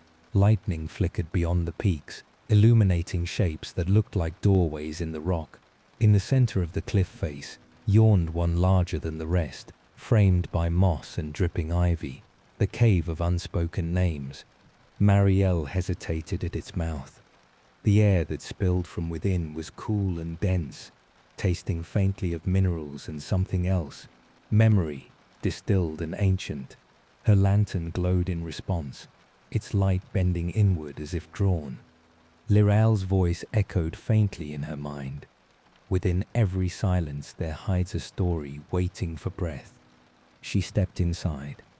The world narrowed to stone and shadow. The sound of rain faded, replaced by a slow, resonant drip. The cave walls gleamed with veins of crystal, each catching her light and returning it as soft halos. Her footsteps echoed back to her, not as repetition, but as response. It was as though the cave itself listened and answered in kind. Deeper she went, tracing the tunnel's curve until it opened into a wide chamber. The ceiling rose high, lost to darkness. In its center lay a pool of still water, perfectly round. No ripple disturbed its glassy surface. Along the edges were carved hundreds of symbols, delicate, curling shapes she recognized but could not name. Her breath trembled. She knelt and brushed her fingers across one of the carvings. It felt warm, almost pulsing. The instant she touched it, a whisper filled the air. Marielle. The voice was her own. Startled, she looked around, but there was only stone and shadow. Then the whisper came again, rising from the pool this time, soft and aching. Marielle, teller of light, do you remember who you were before the silence? She leaned closer, eyes fixed on the water. A reflection appeared, her face, but younger, eyes alight with certainty. The image spoke without sound, lips moving in perfect rhythm with her heartbeat. You told stories to heal the land, the reflection said. Each tale a seed, each word a bloom. And when the fog came, you tried to speak against it, until you feared your own voice might vanish too. Marielle's hands shook. I remember trying. I remember the hush that followed. The reflection nodded, then dissolved into ripples. From the ripples rose shapes, faint, translucent figures made of mist and memory. They were all versions of herself. The girl who had once stood in the lantern square, the traveler who sang to rivers, the dreamer who whispered stories to moths. Each one shimmered with light, and each one held a name that hovered just beyond her hearing. Who are you? She asked. We are your unspoken selves, they answered together, voices blending like wind in leaves. Every name you forgot when you stopped telling stories. She reached toward them. They felt near and far, their edges blurring whenever she tried to focus. I want to remember, she said. Then listen, said one, the smallest of the echoes. A child of light no taller than her hand. The fog feeds on names never spoken. Speak us back into being. Marielle's throat tightened. The air in the cave vibrated softly, humming with possibility. She drew a breath and began to speak, uncertain but determined. Marielle of the rivers, she whispered first. Marielle of the story fire. Marielle of the bloom. Each name she spoke brightened the chamber a little more. The echoes grew clearer, smiling, their outlines firming as light filled them. Marielle of the first song. Marielle of the listening wind. Marielle of the lantern. The last one resonated deeply within her chest. The pool flared, light surging upward to meet her words. Her lantern blazed in harmony, casting waves of silver across the ceiling. When the brightness faded, the echoes stood in a circle around her, whole and radiant. The smallest one stepped forward, her eyes wide and kind. "You remember," she said, "but remembering is only the first half. Now, forgive the forgetting." Mariel blinked, tears forming. "Forgive myself?" The child nodded. "Yes, without that your story cannot continue." Mariel closed her eyes. The scent of stone and rain surrounded her. She let the memories settle, not as shame, but as seeds. She whispered, "I forgive the silence." A wind moved through the cave, though no opening could be seen. It stirred her hair, lifted the edges of her cloak, and carried her words upward into the darkness. For a long moment, the chamber glowed like dawn trapped underground. When she opened her eyes, the echoes were gone. Only the pool remained, its surface now rippling gently. On it floated 6 small petals of light, each one a name reclaimed. They drifted toward her, dissolving into her hands like mist into skin. The warmth that followed was pure and steady. Then, faintly, from somewhere deeper in the cave, another sound reached her, the delicate hum of wings. She turned. A narrow tunnel led onward, glimmering faintly. From its shadow stepped a familiar figure, Lirael, her dew-sheen wings bright even in the dimness. "You've done well," she said softly. "The fog trembled tonight. It knows your voice grows strong again." Mariel rose slowly. "I thought you were gone with the dawn." "I walk between dawns," said Lirael, smiling, "and between words too. But I heard you." Each name spoken was a lantern lit in the dark. She placed a small crystal vial in Mariel's hand. Inside, a single drop of silver water swirled. "This holds the echo of your spoken names," the fairy said. "When doubt returns, let it remind you of what cannot be taken." Mariel nodded, closing her fingers around it. "And where must I go now?" "Toward the heart of the valley," Lirael replied. "There lies the mirror within the fog, where truth wears no mask. Only there can the voice of Moonvale be restored." Outside, thunder rolled softly across the sky, echoing through the stone. Mariel glanced toward the cave mouth, where faint daylight glimmered beyond the rain. "I'm ready," she said quietly. Lirael's wings brushed her cheek like a kiss. "Then walk gently, tell her. The fog will test not your strength, but your faith." Mariel smiled faintly, heart calm, lantern aglow. The unspoken names within her hummed like a choir of stars.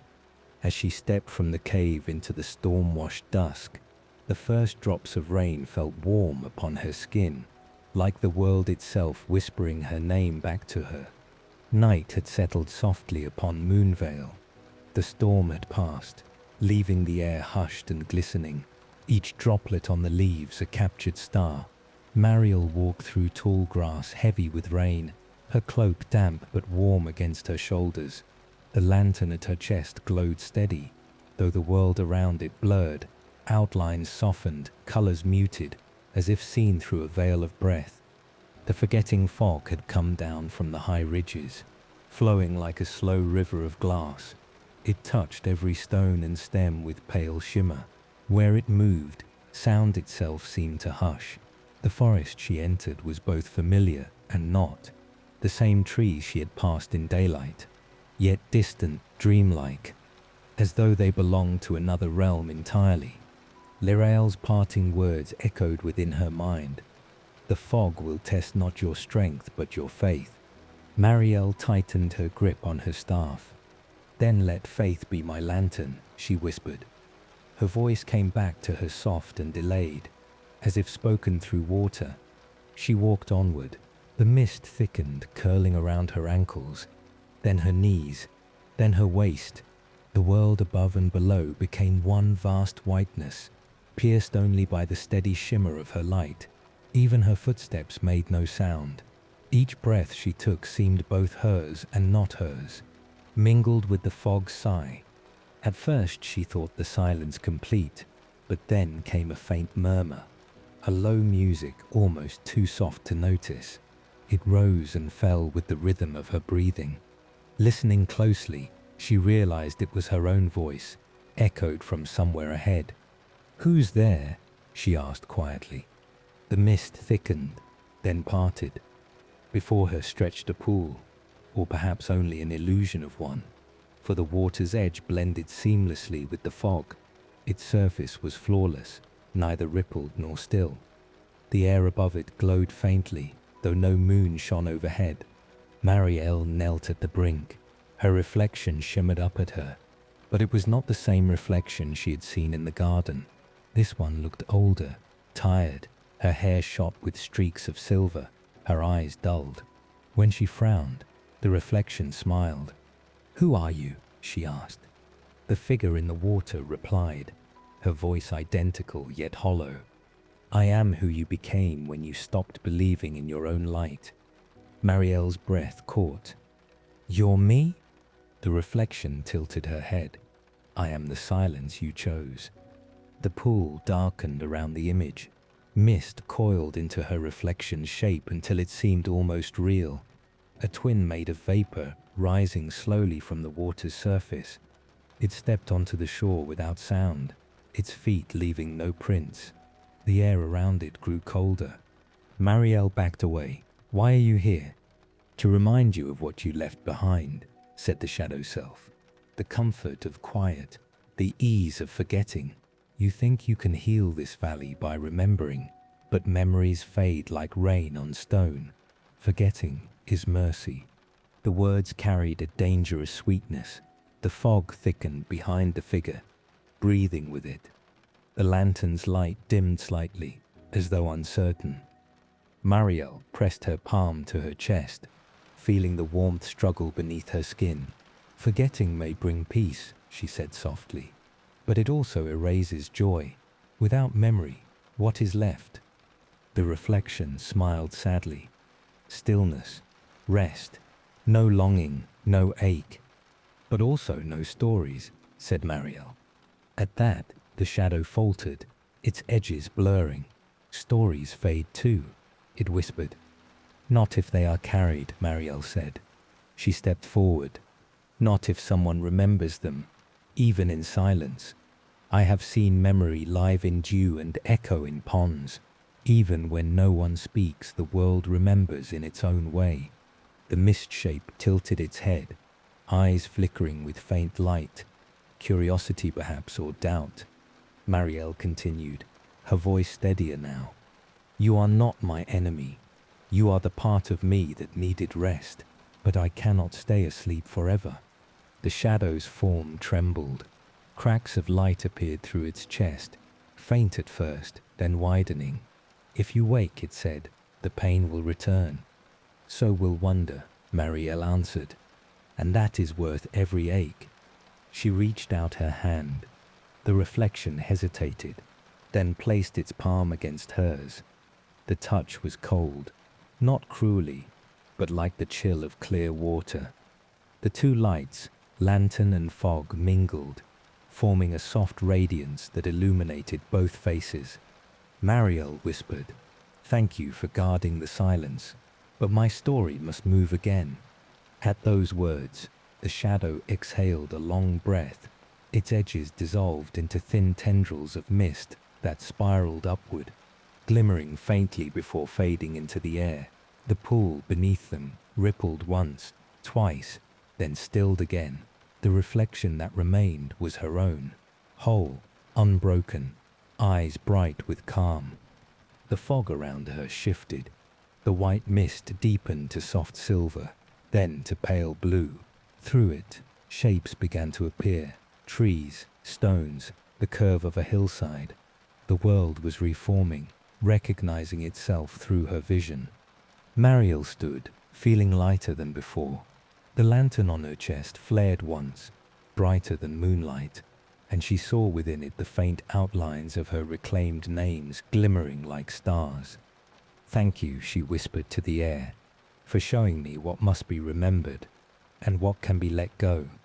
A warm breeze moved through the clearing, scattering the last of the fog. From somewhere unseen, the sound of water returned, not distant this time, but close, intimate. It was the voice of the valley itself, sighing in relief. Marielle looked upward. The clouds had parted, revealing a sky washed clean by rain. Stars shone through like promises. She could almost feel the valley breathing with her, inhaling, exhaling, each breath shared. And from far away, faint but distinct, she heard the laughter of the fairies again, carried on the wind. Their voices were clearer now, no longer just whispers. They sang in tones of silver and rose, threads of melody weaving around her like a cloak. Liral's voice joined them, bright and kind. "You have crossed your own shadow, Marielle. Now go and teach the valley to sing again." Marielle closed her eyes and smiled. The air smelled of jasmine and rain, the scent of renewal. When she opened her eyes, the last wisps of fog drifted upward into the starlight and vanished. The pool before her now reflected only the open sky, endless, forgiving, full of quiet light. She turned from it, the path ahead gleaming faintly beneath her feet. Somewhere beyond the horizon, dawn would come soon. She whispered to the sleeping valley, "We remember." And as she began to walk, the night moved with her, gentle, luminous, alive. The horizon was a line of pale silver when Marielle reached the plateau. The last shreds of fog drifted low across the grass, moving with the patience of breath. The air was neither cold nor warm. It was poised, suspended, waiting. Even the birds had not yet remembered their songs. Here, in this stillness between night and day, she felt the quiet gather like a presence. It pressed gently around her, not heavy, but complete. The trial of silence had begun. Liral had warned her this test would come, not in thunder or fear, but in stillness so deep it could unravel the heart. Marielle stood at the center of the plateau and waited. Her lantern glowed softly beneath her cloak, its rhythm slow, steady as her pulse. The world seemed to hold its breath. She tried to hum, to call the melody that had carried her through the fog, but no sound emerged. Her throat felt closed, not by force but by awe. The quiet had claimed every note, absorbing them into itself. Panic fluttered briefly in her chest. She pressed a hand to her neck. Nothing, not even a whisper escaped. "Liriel?" she tried to call, but the name formed only as thought. The air accepted it without echo. The plateau extended in all directions, covered in low white flowers that swayed without wind. Their scent was faintly sweet, honey and salt. She knelt among them, hoping to find comfort in their rhythm, but even their motion made no sound. The world had gone completely voiceless. She closed her eyes, heart racing. The memory of silence returned, not the gentle kind of sleep, but the deep hush that had once stolen her voice. For a moment, fear clawed at her. Not again, she thought. Not now. Then she remembered what Lirael had said. The fog will test not your strength, but your faith. She took a slow breath. If silence was a test, then perhaps it asked her not to resist, but to listen. So she listened. At first, she heard nothing but her own pulse, faint and uneven. Then, gradually, something else, not sound, but presence. The quiet had texture. It was soft, wide, alive. Within it, she could feel the weight of distant rivers, the sigh of leaves unseen, the sleeping heartbeat of the earth beneath her feet. She breathed in again. The quiet responded, folding closer, wrapping around her like a shawl. The sensation was strange but comforting. She realized the silence was not empty at all. It was simply full of what waited to be heard. Her body relaxed. Her panic eased into stillness. The flowers beside her seemed to breathe in rhythm with her. Their petals opened slightly with each exhale, releasing a shimmer of dew that caught the dim light. She reached out and touched one. The petal trembled beneath her fingers, warm and smooth as silk. A pulse traveled from it into her hand, faint yet distinct. Not a heartbeat exactly, but something like one. The lantern at her chest answered with a slow, resonant hum she could feel rather than hear. The vibration spread outward, rippling through her limbs, into the air. She smiled faintly.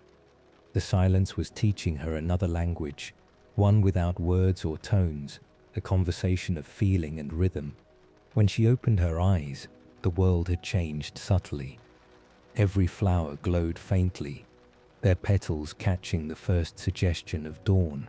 The clouds above had thinned, revealing the palest blush of gold behind them. But still, no sound came. Marielle rose. She walked slowly through the field, each step deliberate. Her boots brushed petals, leaving small trails of light where she passed. As she walked, she began to move her hands as she once had while telling stories, gestures that rose and curved, painting unseen pictures in the air. Without voice, her movements became speech. Each motion stirred the air. Each exhale sent a shimmer of breath before her. The silence responded. The very air rippled where her fingers traced. Light gathered faintly around her hands, forming shapes like delicate smoke. A moth drifted down from the sky, its wings immense and silent. It circled her once, twice, then hovered before her face. Upon its wings glowed patterns that resembled letters, not written words, but symbols made of memory. Marielle raised her hand. The moth landed gently upon it. The instant it touched her skin, warmth flooded through her arm and into her chest. The lantern flared once more, bright as sunrise. The silence trembled, not breaking, but shifting. It was no longer an absence, it was an embrace. And from within that embrace, a voice arose, not spoken, not heard, but felt. You have remembered the language of stillness. It was Liral's voice, carried through the rhythm of her heartbeat. Marielle closed her eyes.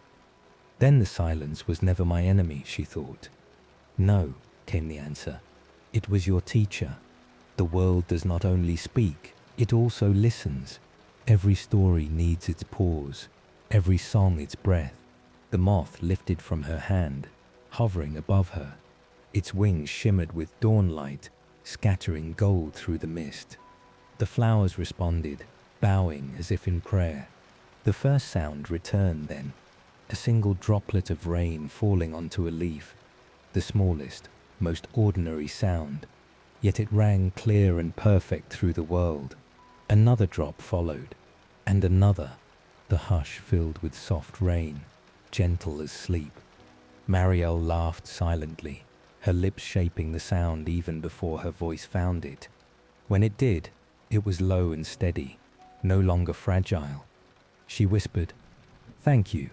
The world around her sighed, exhaling the silence like breath after meditation.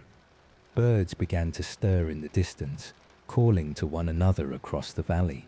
The wind carried the faint rustle of leaves, the murmur of awakening streams. The trial was over. Marielle stood among the glowing flowers, rain touching her face, and realized she had not conquered silence. She had befriended it. Her voice was no longer something separate from the world, but a part of its harmony. She took one step forward, the earth soft beneath her feet. The clouds opened above, and a single beam of sunlight broke through, falling directly upon her lantern. It glowed in response, golden now, instead of silver, the color of dawn.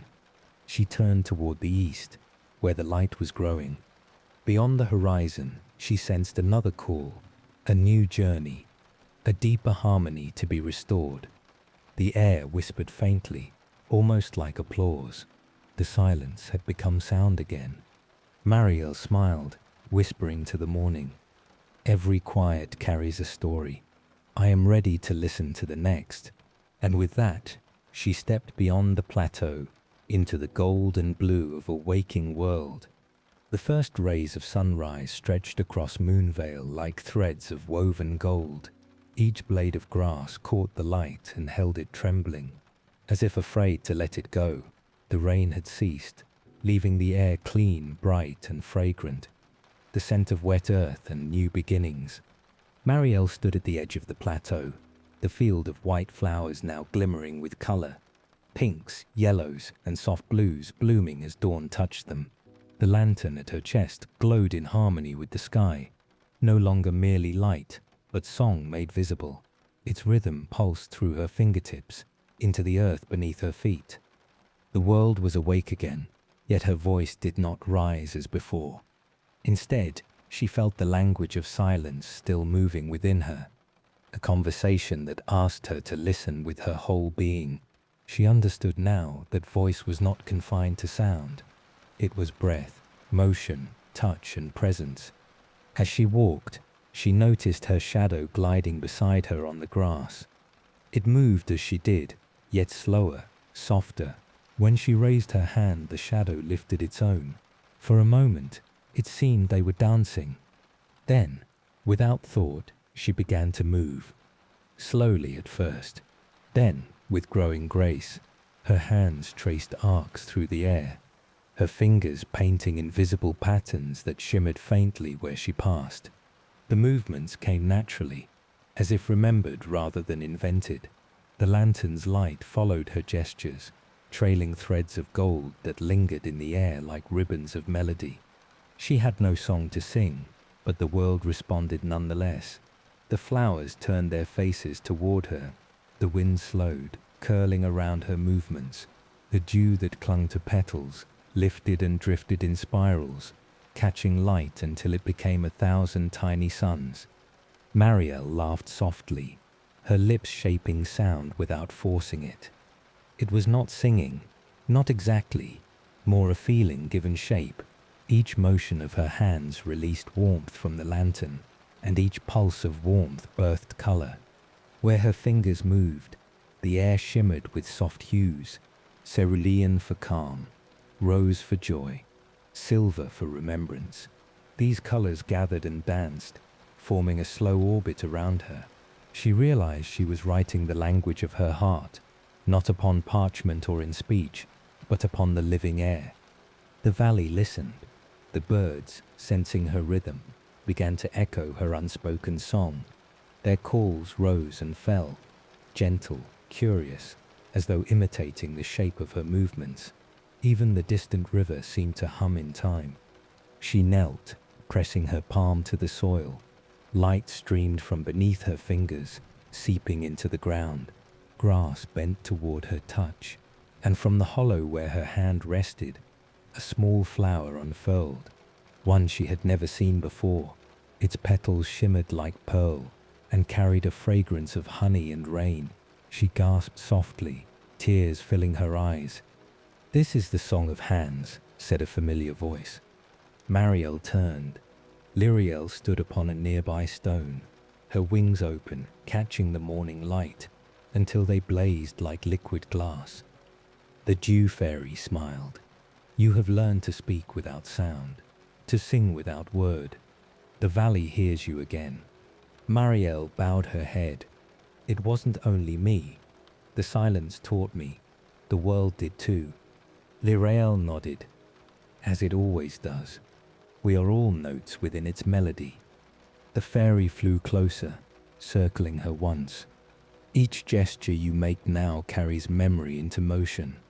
Use it well, for the forest still sleeps, and deeper shadows wait where words cannot reach." Marielle rose slowly, wiping the dew from her palms. "Then this is only the beginning." "Yes," said Lyral, her wings pulsing once. "Every morning is." She touched Marielle's shoulder lightly, and for an instant, warmth spread from that touch like rippling sunlight. Around them, the valley glowed brighter, as if aware of what had been restored. "You carry more than a story," Lyral said softly. "You carry listening itself." Then, with a shimmer of wings, she vanished into the air. leaving only the faint scent of rain and honey behind.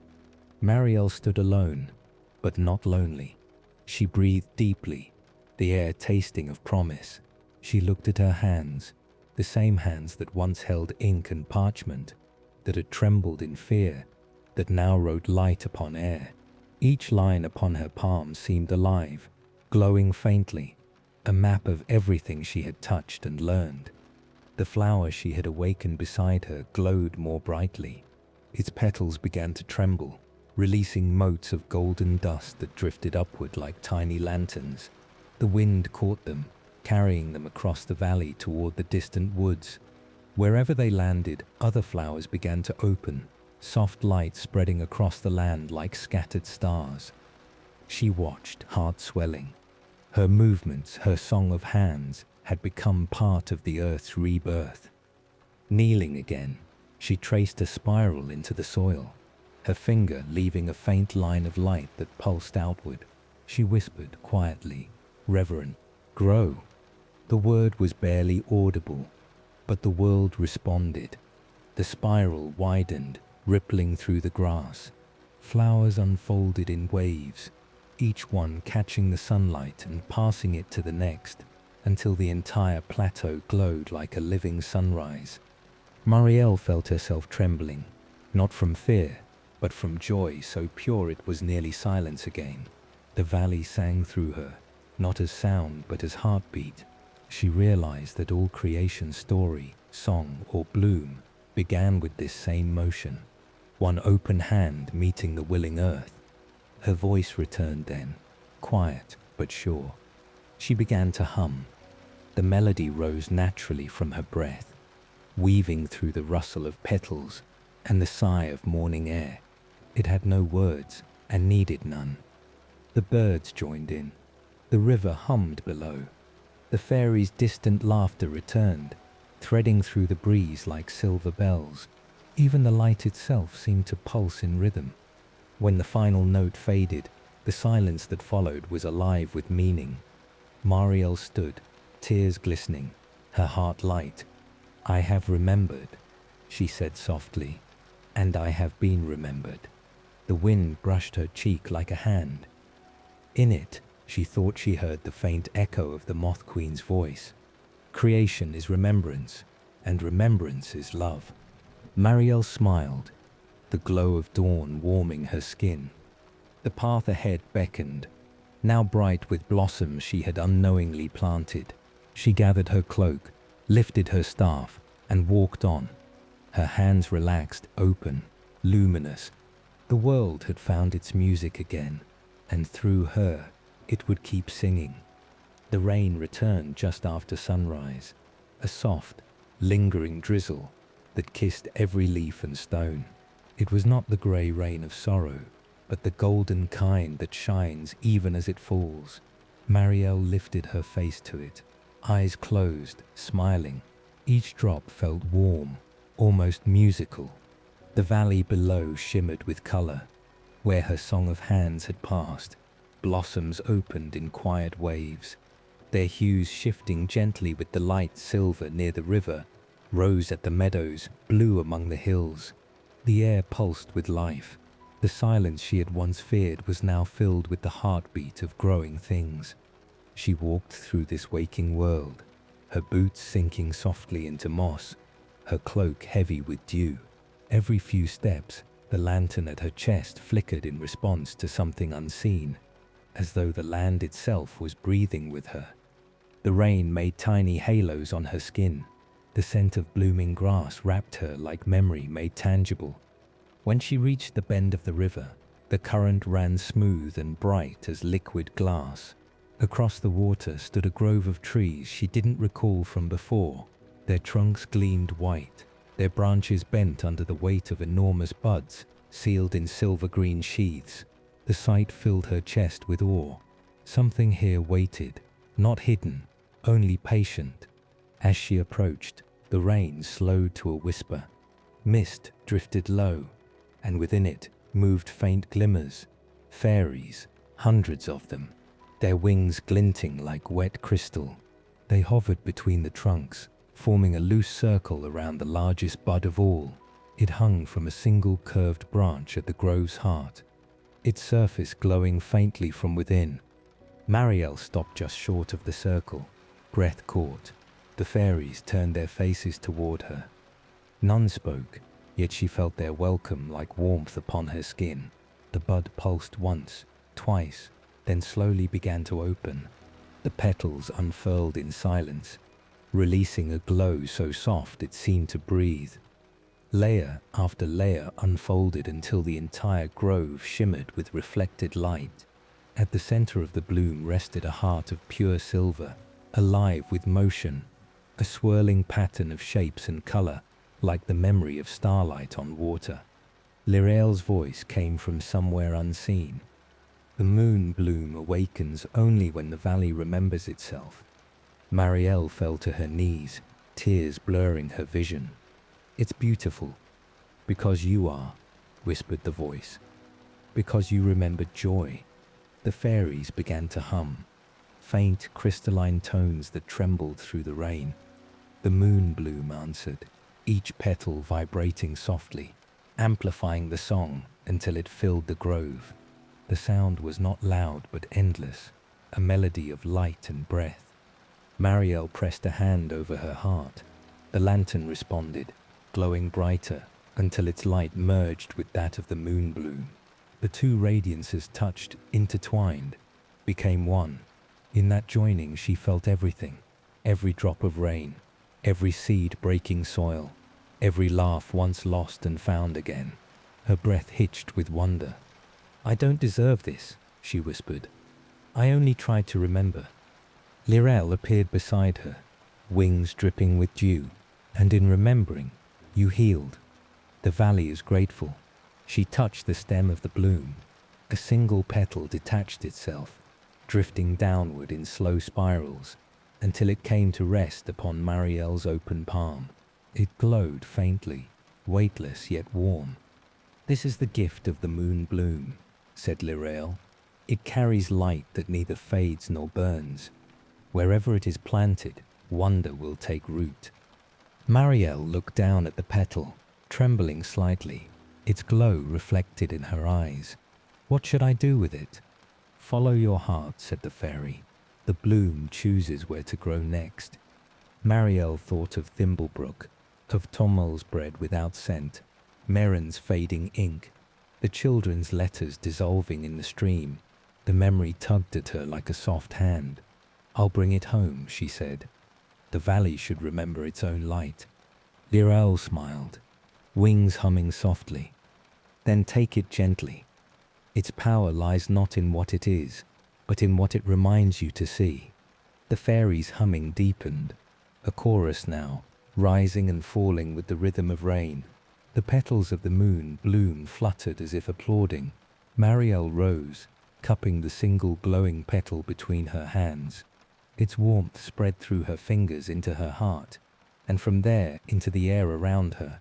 The trees responded, shedding droplets that glowed like lanterns, each one floating upward to join the soft light above. The world shimmered, every surface made luminous. The rain turned to sparkles, the mist to melody. The air was alive, alive with memory and meaning. Then, slowly, the glow began to settle. The fairies bowed. The moon bloom closed again, its duty done. But the petal in Marielle's hands kept glowing, steady and calm. Lirael's voice softened to a whisper. Carry it well, storyteller. It will bloom again when your journey ends. Marielle bowed her head. I will.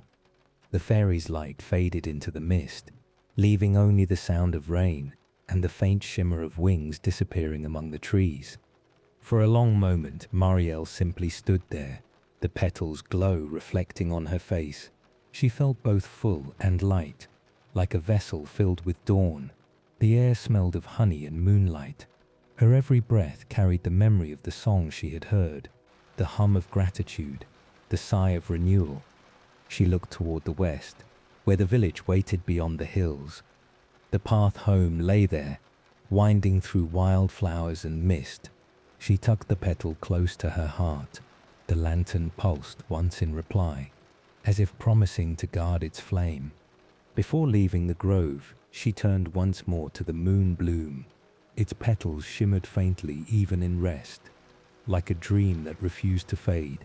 The fairies had vanished, but their laughter lingered in the air, soft, bright, eternal. Marielle whispered to the quiet, "Thank you, Moonvale." The wind carried her words upward. As they faded, the rain began again, gentle, forgiving, each drop catching the last of the morning's light. And somewhere within that light, the valley exhaled, peaceful and whole.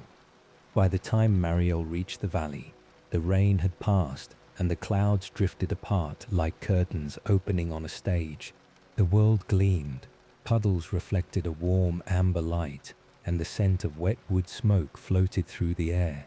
Thimblebrook lay ahead, half veiled in mist, its cottages clustered beside the river as though gathered to whisper secrets.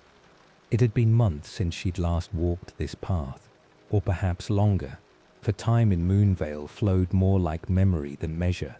Each step she took stirred echoes of laughter, the scent of fresh bread, and the hush of stories once told. The lantern at her chest burned with a steady glow, its rhythm gentle, guiding her onward. When she crossed the small stone bridge into the village, the silence she remembered was gone. Music, faint but certain, drifted from somewhere near the square. It was not the practiced melody of celebration, but something humbler, villagers humming as they worked, a simple, living sound. Marielle smiled. Even before seeing them, she knew the people had begun to remember. The square had changed. Ribbons hung between windows, catching the low sunlight. Lanterns swayed from every post. Not bright like fire, but luminous as fruit ripening in late summer. Their light pulsed softly, as though alive. At the fountain's edge, Tommel the baker stood dusted in flour, his apron stained with honey. When he saw Marielle, his eyes widened. "By the stars," he whispered, "you're real." She laughed. "I've been real all along, Tommel. It was only the fog that forgot." He blinked, then grinned through tears. "The bread smells again. Every morning the loaves sing when they rise. The children say it's your doing." Marielle shook her head. "It's the valleys. It remembered through you." Merrin, the letter keeper, emerged from her shop, ink staining her fingers. "My pens don't fade anymore," she said. "I wrote your name this morning, and it glowed on the page." Others gathered, old and young, faces lit with recognition. They pressed close, voices overlapping in joy and disbelief. Each held something, a flower, a scrap of song, a lantern, as if to show they too had remembered. Marielle raised her hands, feeling shy beneath their gaze. "It wasn't me alone," she said softly. "The valley taught me to listen again. And through that listening, I found this." She reached into her cloak and revealed the moon petal, still glowing faintly. Gasps rippled through the crowd. The petal's light was unlike any flame, silvery, soft, pure as dawn's breath. Its glow reflected in every eye, weaving a single thread of light among them all. "The valley gave me this," Marielle continued. "It blooms where hope is spoken. If we plant it here, the village will never forget its own joy." A hush fell, reverent, expectant. Tommel stepped forward first, removing his cap. "Then plant it," he said simply. Merrin nodded. "Let it grow where stories begin." They led her to the fountain's base, where water spilled gently over worn stone. The earth there was soft and rich, fed by centuries of wishes. Marielle knelt. She cupped the petal between her palms and whispered, "For every voice that fell silent, may another rise in kindness." She placed it in the soil. The petal sank slowly, melting like light absorbed by earth. For a moment, nothing happened. Then the ground trembled faintly, not in fear, but awakening. A slender stem rose from the soil, curling upward toward the sky. Leaves of silver green unfurled. At its tip, A bud swelled and burst into bloom. The moon bloom reborn, smaller but radiant. Its petals reflected every color of twilight.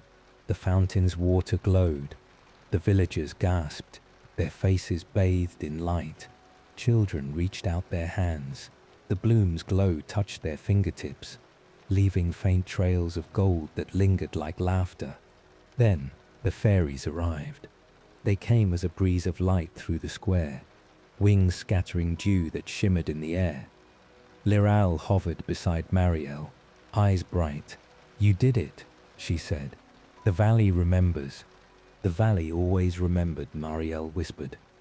"It only needed a voice." Liral nodded. "And a listener." The fairies spread through the village, lighting every lantern with a touch. The air filled with music, not from instruments, but from the harmony of hearts remembering together. Someone began to hum the tune Marielle had sung in the fog. Others joined, one by one, until the square became a single gentle choir. Marielle stood at the center, tears on her cheeks, smiling.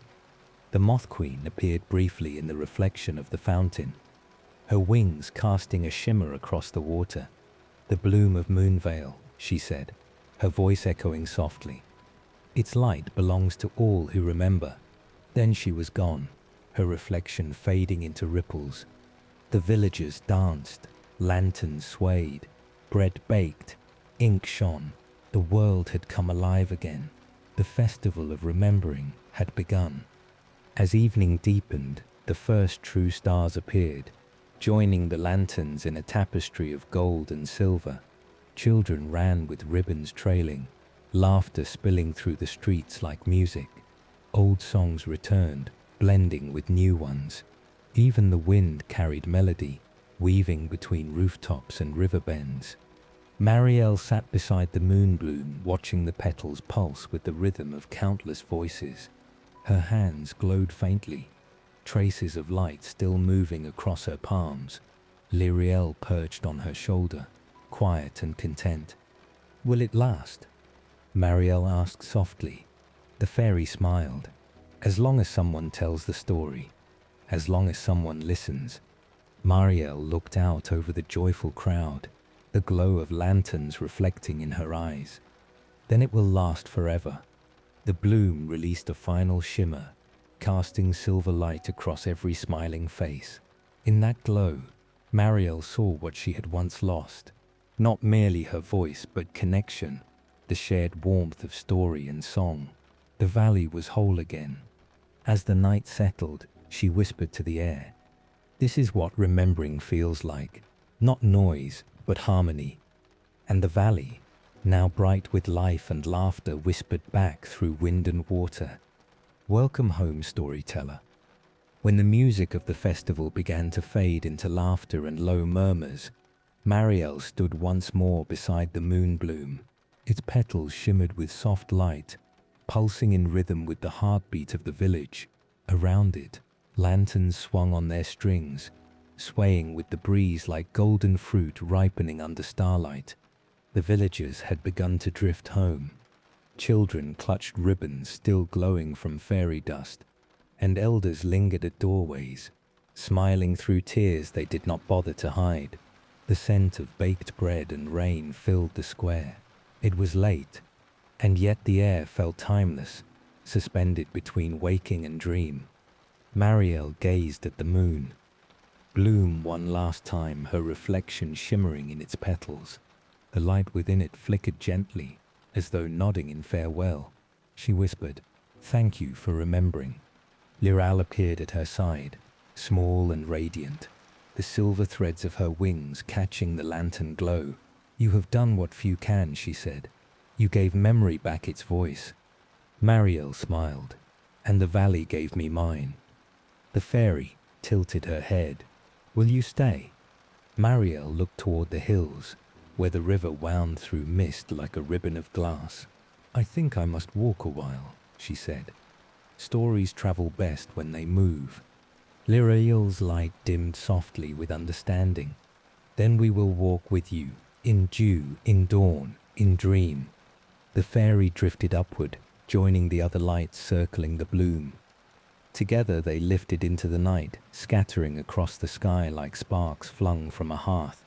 Their glow lingered, shaping itself into constellations that seemed to hum faintly with music. Marielle shouldered her cloak, feeling the lantern warm against her chest. She began her journey back along the river road, her staff tapping softly on the wet stones. The moon followed her, half veiled in clouds, its reflection keeping pace in the water below. The valley was awake now. She could feel it in the air, in the rustle of branches, the whisper of streams, the distant laughter echoing from the village. The world no longer slept beneath the weight of forgetting. Every sound seemed to carry meaning, every silence peace. She walked until the last notes of the festival faded into stillness. The forest opened before her, silver leaves glowing faintly with residual fairy light. A cool wind moved through the branches, shaking droplets of dew that fell like tiny stars. One landed on her hand. It shimmered, and for a moment she saw Lirael's smile reflected within it, before it vanished into her skin. Marielle laughed softly. "You keep your promises, little one." The road curved upward toward the cliffs, where she had first met the cave of unspoken names. The stones glowed faintly beneath her feet, remembering the warmth of her steps. She paused often to look back at the valley, now bathed in pale moonlight, the village a constellation of living lights. It was beautiful, both near and distant, both part of her and apart. She thought of her first steps on this journey, of the hush that had stolen her breath, the fog that had tried to make her forget. Those shadows no longer frightened her. They were chapters of the same story, and every chapter had a purpose. The lantern pulsed faintly, echoing her thoughts. She touched it with gentle fingers. "We did well," she murmured. The light warmed in reply. Above her the stars were bright, and for the first time she realized they too were storytellers, keepers of memory older than words. Their constellations shifted slowly, forming shapes that seemed familiar. A moth in flight, a lantern, a hand extended toward water. The sky itself was retelling what had been learned. She walked on. The road narrowed where the cliff met the meadow, and the sound of waves from the distant sea reached her ears, faint but steady. It reminded her that the world stretched far beyond Moonvale, filled with other valleys, other silences waiting to be remembered. As she reached the crest of the hill, she found a solitary tree standing against the horizon. Its branches were bare except for a single glowing flower, silver as frost, delicate as breath. The moon bloom had sent its seed farther than she had imagined. It had taken root even here, where rock met wind. Marielle approached it reverently. "You followed me," she whispered, "or perhaps you were waiting." The petals swayed, catching the moonlight and bending it into rainbows that shimmered across her cloak. She touched one gently, and warmth spread through her fingertips.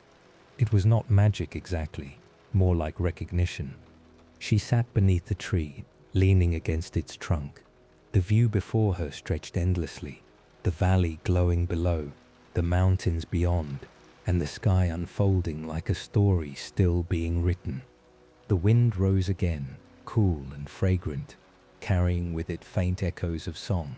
Somewhere, far below, the villagers still sang softly in the square. Their melody wound upward, meeting the whisper of leaves above her head. Marielle listened. The rhythm of her heartbeat matched the rhythm of the world. The silence within her was no longer emptiness but space. Room for every story, every memory, every note of wonder. The lantern dimmed slightly, its work nearly done. She covered it with her hand, not to hide its light, but to hold it close. "Rest," she whispered. "We've earned it." For a long time she stayed there, between worlds, between breaths, watching the night unfold. The moon sank lower, the stars drifted westward, and dawn began to blush faintly along the edge of the sky. When she finally rose, She felt lighter than she ever had. The moon bloom scent lingered in her hair. Its light clung softly to her skin. Every step she took left a faint glow behind, not of magic, but of memory.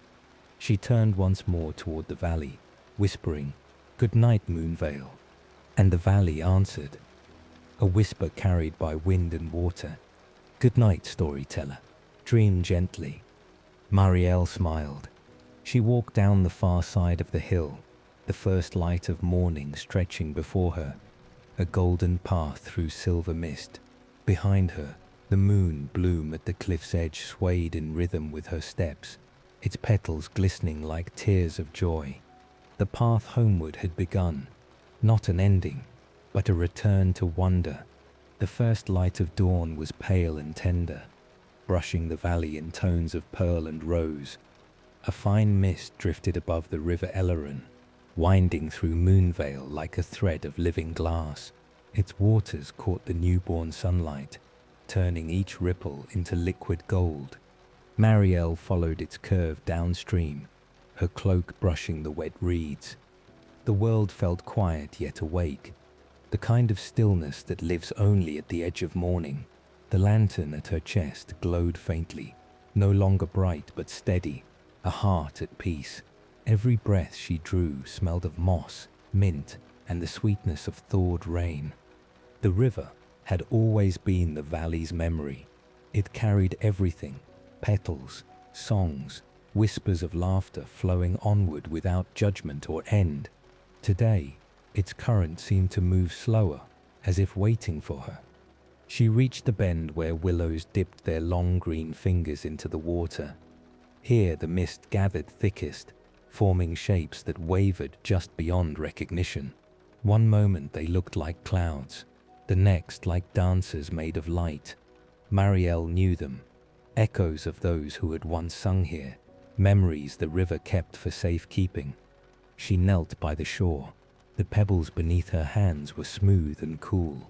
When she leaned forward, her reflection shimmered in the current, its edges rippling. For a moment, she saw not only herself, but fragments of her journey. Liral's laughter, the Moth Queen's wings, the silver bridge dissolving at dawn. Her voice came softly, half-whispered. So many stories carried me here. Perhaps now it's time to let them flow onward. She unclasped the lantern from around her neck and held it above the water. Its glow flickered like a pulse, warm and alive. "You've been my guide," she murmured, "but light was never meant to be caged." The river answered with a low hum, the sound of current striking stone. She smiled faintly and lowered the lantern until its base touched the surface. The glow spread outward in ripples, not fading, but expanding, merging with the sunlight that danced upon the water. For a heartbeat, everything shone. The willows, the sky, even the mist seemed woven from the same luminous thread. Then the light softened, blending seamlessly with the morning. The lantern's physical form dissolved like frost in sun, leaving only warmth in her palms. Marielle exhaled slowly. "Go on," she said. "Tell the story to the sea." The current carried the last glimmer away, and in its wake, the river began to sing, a low melodic murmur that grew richer with each passing moment. It wasn't her song anymore, it was everyone's. The sound wove through reeds and stones, carrying voices of fairies, moths, and villagers alike. It was as if the valley itself was humming. She sat back on her heels, tears stinging her eyes, but not from sadness. The release felt complete. The river didn't erase her story. It remembered it differently, not as words or deeds, but as movement, rhythm, and flow. As she listened, she noticed something new. Faint echoes of laughter hidden in the sound of water. The fairies, their tones flickered like drops of rain, playful and bright. "Still watching me?" she asked softly. A glimmer appeared above the surface, tiny lights skimming the current. Lyra's voice drifted near, more breeze than sound. "The river keeps what it loves. It will carry your song farther than you can walk. Marielle smiled. Then I'll trust it. She removed her boots and stepped barefoot into the shallows. The water was cool but kind, wrapping around her ankles like silk. Each step sent ripples outward, scattering morning light. She closed her eyes and let the current speak through her. The rhythm of her heartbeat matched the rhythm of the flow. In that unity, she felt no division between herself and the world. She was the teller and the told, the voice and the echo, the drop and the river.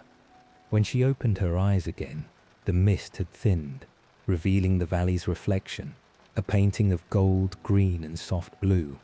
A pair of herons lifted from the reeds, their wings carving wide circles in the sky. Their cries rang clear, the purest sound she had heard in days. She laughed softly. "You're right," she told them. "Every journey must lift, even after the silence."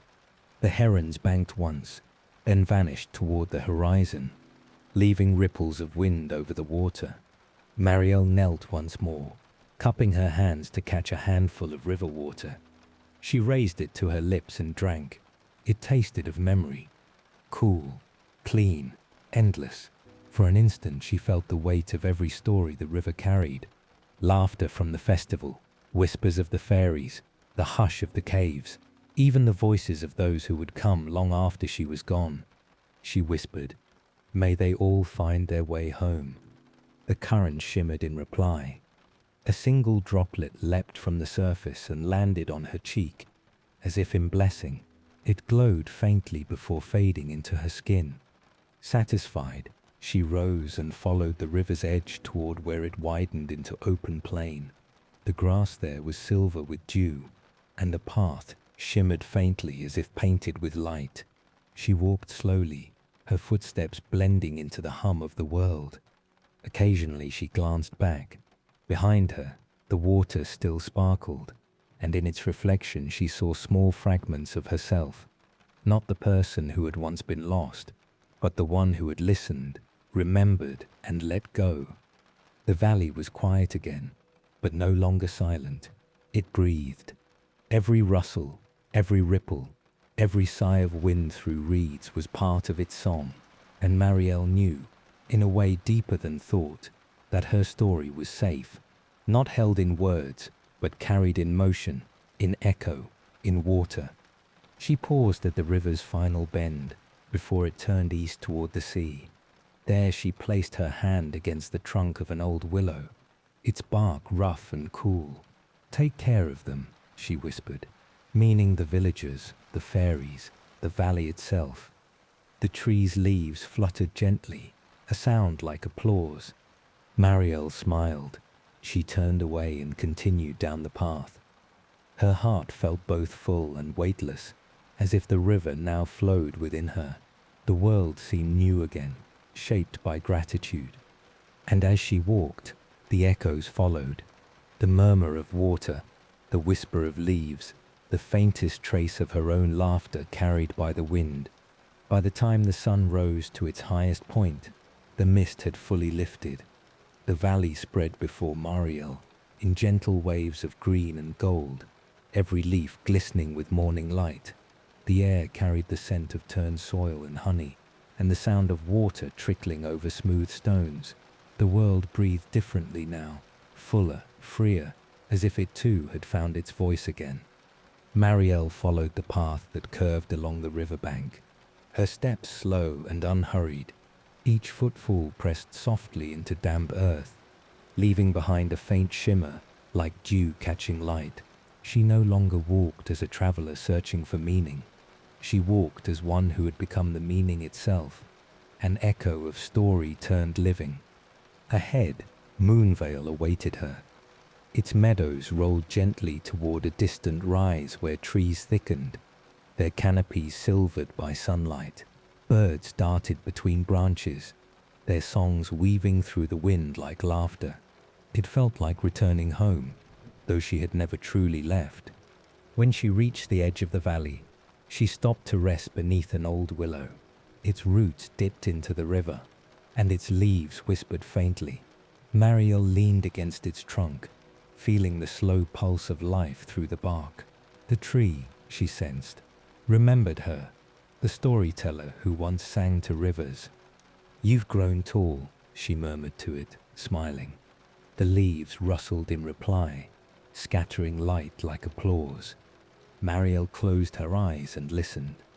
Beneath the soft rustling she heard other sounds, the gentle buzzing of bees among flowers, the distant clatter of a watermill, the laughter of children carried faintly on the wind. The valley was alive, not in the fevered way of celebration, but in the calm rhythm of renewal. She rose and continued along the path.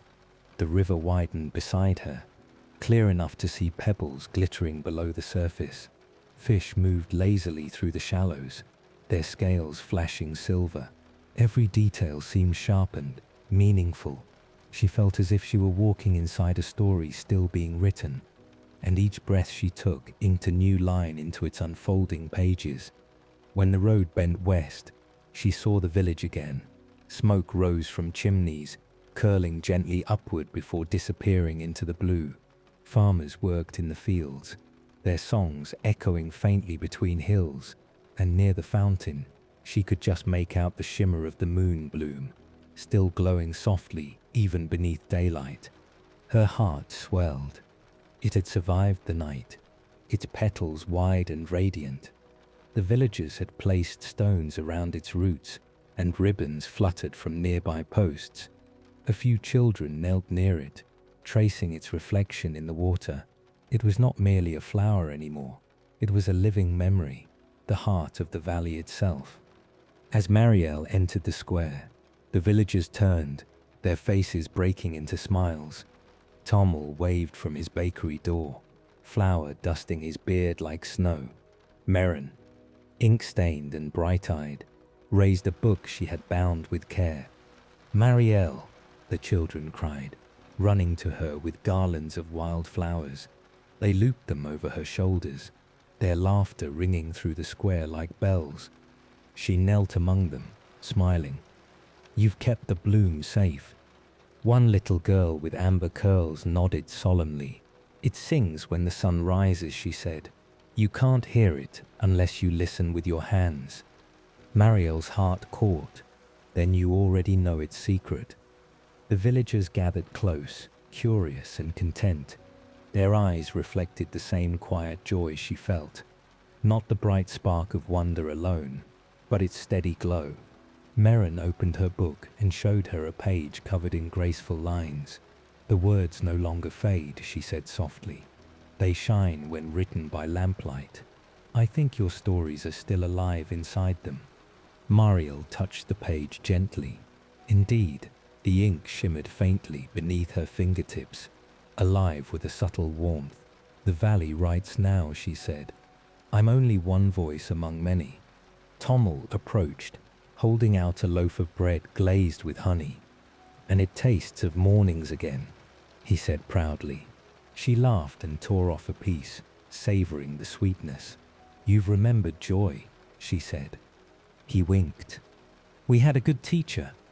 The villagers invited her to stay for supper, but Marielle shook her head. "Not yet," she said gently. "I have one more place to visit."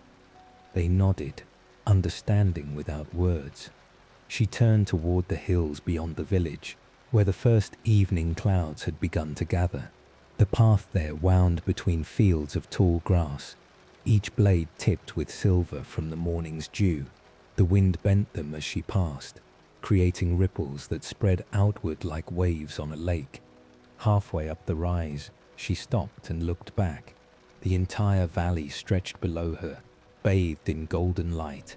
The moon bloom glowed softly at its center, its radiance flowing through the village streets, along the river, and out toward the forests beyond.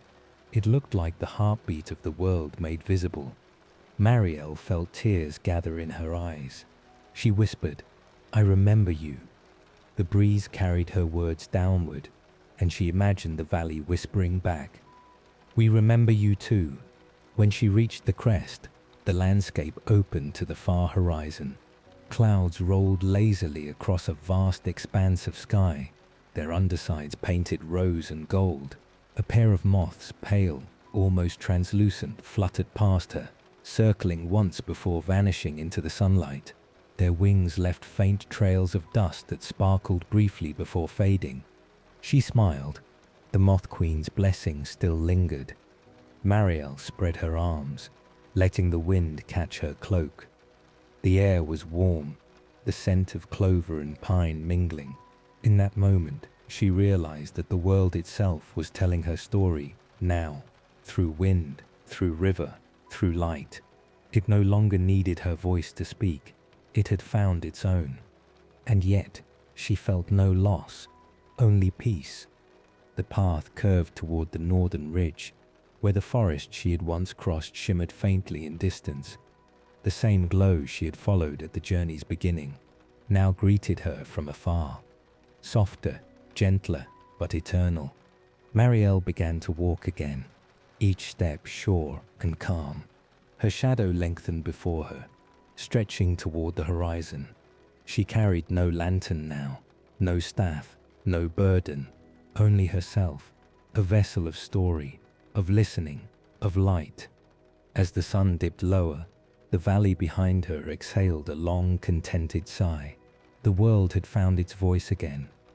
And Marielle, the wandering storyteller who had once forgotten her own, walked on, her heart glowing quietly with the same light that shimmered through every living thing. The sun was sinking behind the western peaks when Marielle reached the ridge. The ridge, the last light of day, spread over Moonvale in slow golden waves, turning the river into a ribbon of fire and the clouds into drifting petals of rose. The air grew cooler, filled with the scent of pine, moss, and distance. She paused to breathe it in. Each inhalation felt like memory, each exhalation, release.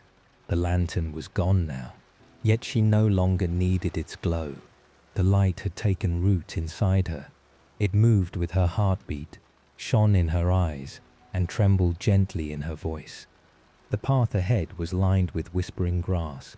Their soft susurrus sounded like words she could almost understand, fragments of stories perhaps, or the murmur of the world thinking aloud. She followed the sound upward until she reached the crest of the hill, where the view widened to the horizon. The valley below shimmered with quiet vitality. The moon bloom gleamed faintly, even in dusk, and the rivers caught the colors of the fading sky. The wind moved through the landscape like a slow breath, carrying the hum of everything she had helped awaken: fairies, moths, villagers, trees, and stones. Marielle closed her eyes. She could hear it now, the song beneath sound. It began in the earth, deep and steady, then rose through the grasses, through the rivers, through the wings of birds gliding home. It wasn't a melody she could sing alone. It was the living chord of the world itself. Her voice, when it came, was soft, not sung, not spoken, but something between. It wove itself effortlessly into the greater harmony, blending rather than leading. Every note she released returned to her doubled, tripled, multiplied by countless echoes. The valley sang with her. "I am here," she whispered into the wind. "And we are together," the wind replied. The sound was vast yet gentle, expanding across the hills and meadows. Even the stars, emerging one by one, seemed to pulse in rhythm. She felt no separation anymore between herself and what she heard. The boundaries that once divided voice from silence, teller from tale, had dissolved. The same current that had carried her lantern through the fog now carried her voice through sky and root and stream. The fairies returned with the dusk.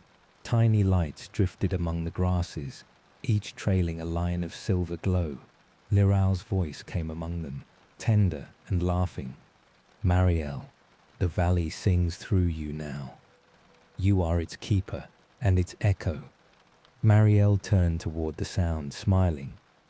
"Then let me keep listening." The fairies hovered around her, spinning slow circles in the air. Their light brushed her skin like the touch of raindrops. Each time one passed, she felt a fragment of memory stir. The dew bridge, the cave of names, the whispering ponds, all of it still alive. still unfolding. Liral perched on her shoulder. "The song will change as the world changes," she said, "but it will always remember its first teller." Marielle laughed softly. "I'm not the first." "No," said Liral, her eyes glowing with mirth, "but you are the latest in a long chain of remembering. Each storyteller leaves a note for the next." The wind strengthened, carrying the scent of the sea. It tousled Marielle's hair and sent ripples across the field. The grasses bent, forming spirals of movement, patterns that reminded her of music made visible. The fairies followed the wind's rhythm, rising higher, their lights forming constellations that mirrored those in the sky. Marielle lifted her arms and began to move again, slowly, gracefully. Her hands described arcs in the air, echoing the motion of the fairies. This time, her gestures drew sound, faint, shimmering tones that followed her fingertips. The song of hands had returned, transformed. Where her fingers passed, the air brightened, leaving traces of color that faded gently into the twilight. Each motion sent warmth flowing through her body, as though the valley's heart beat in tandem with her own. She realized that her voice was no longer limited to her throat or breath. It sang through every movement, every thought, every moment of being. She was the voice. The world responded. Trees along the ridge swayed in unison. The river below glittered with tiny bursts of light as fish leapt through the current. Even the stones hummed faintly, deep and resonant. The chorus grew until it filled the entire horizon. In that vast luminous sound, Marielle heard the unmistakable voice of the Moth Queen. Soft, low, eternal. "You have become what you sought, storyteller. You have remembered the oldest song, the one the world sings of itself." Tears glistened in Marielle's eyes. "Then my work is done?" "Never done," replied the queen, her tone both tender and vast. "Only changed. The story continues, and you continue within it." The words settled in Marielle's heart like a seed. She understood now. Stories did not end. They unfolded endlessly, as rivers did, as seasons did. She had not reached the conclusion, but the transformation, the turning of voice into presence. The fairies began to fade into the gathering dusk, their light merging with the first stars. Liral lingered a moment longer, touching Marielle's cheek. "When you speak, the valley will listen. When you fall silent, it will sing for you." Marielle's smile trembled. "And when I sleep, then you will dream with it," Liral said. "All storytellers do." The fairy lifted into the air, wings scattering light like rain. Her glow drifted higher, joining the constellation that shimmered faintly above. Marielle watched until the last trace vanished. The world was quiet again, but it was a fullness, not a void. The wind brushed her face, carrying the valley's whisper. "We remember." She took one slow breath and released it, letting her voice ride the exhale. Not a word, not a song, but pure tone. It traveled outward, over the grass, down the slopes, across the river, until it touched every corner of Moonvale. And when it returned, it was no longer hers alone. It carried countless harmonies, voices of wind and wing and water, answering in joy. She closed her eyes and let the sound flow through her, until her heart and the worlds were one. The voice had been renewed, not as possession, but as belonging.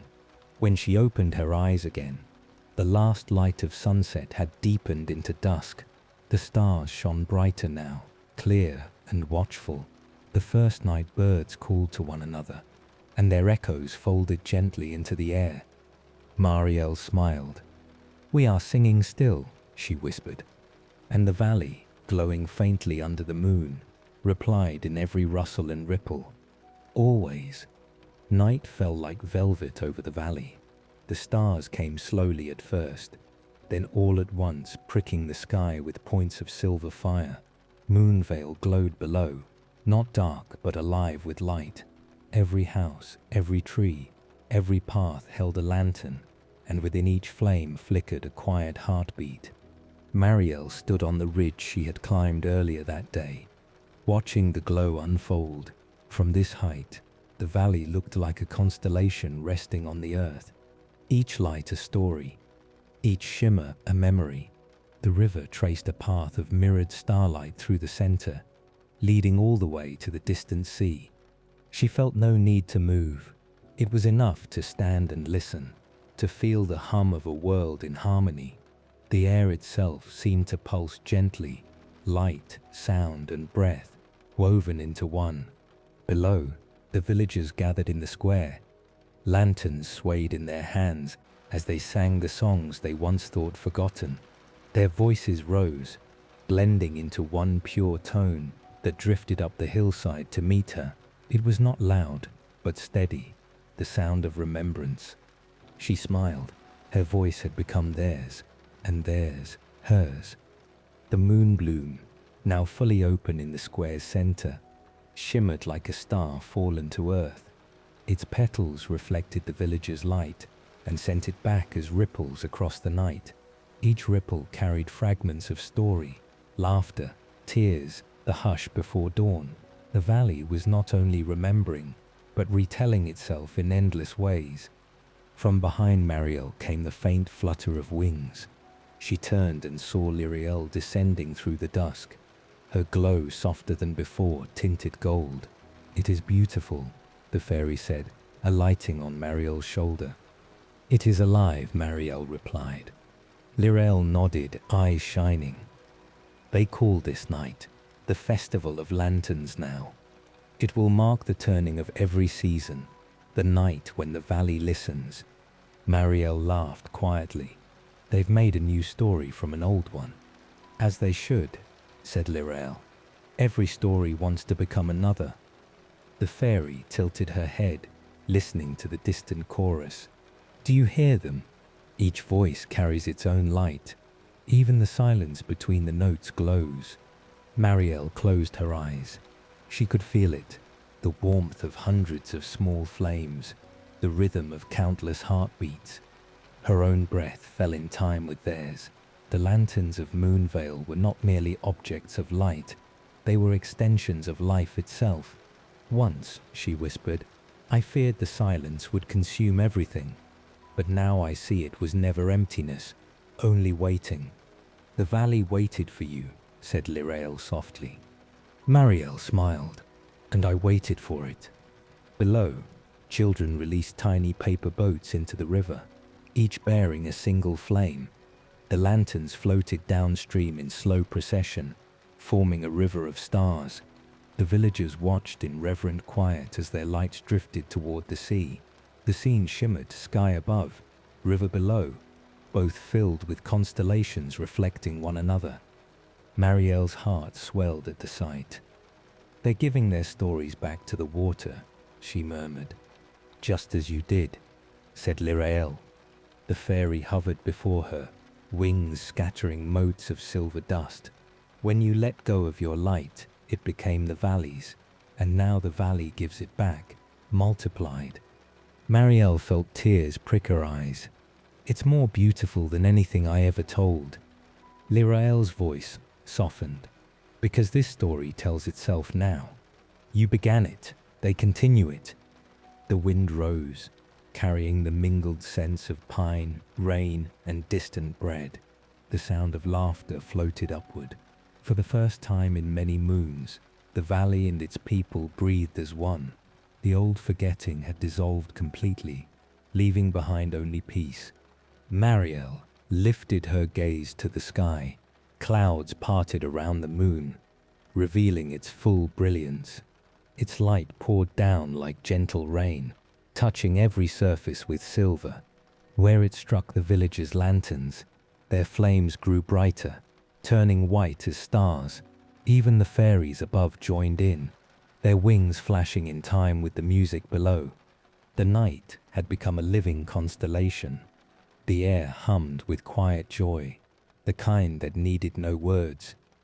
Lyriel whispered, "Do you remember what you once told me, that your voice had vanished?" Marielle nodded faintly. It never truly did. It was only traveling. And now, Marielle looked around her, at the glowing valley, at the river of lanterns winding through darkness, at the moon above and its reflection below. Now, she said, my voice belongs to everything. The fairy smiled, her light flickering like laughter. Then you have truly come home. Marielle breathed deeply, filling her lungs with night air. The valley's song vibrated through her bones. When she exhaled, her breath joined the wind, carrying her story farther than she could see. She imagined it crossing mountains, touching distant seas, finding others who had forgotten their own light. Somewhere, she knew, someone would feel it, a soft whisper reminding them to remember. The fairies began to rise, their glow merging with the stars. Lirael lingered a moment longer. We'll watch from the edges, she said. Every time a lantern is lit, we'll know you're near. Marielle smiled. Then the night will always be full. The fairies' light faded, blending with the sky. Marielle turned back toward the valley. The villagers were still singing, their lanterns reflected in the river. The moon bloom pulsed once, twice, as if in farewell. She whispered to it, "Shine for them, always." A soft wind stirred, carrying the scent of blooming willow and wet stone. It wrapped around her like an embrace. The lanterns below flickered, and for a moment, every light, moon, flame, and star pulsed in perfect unison.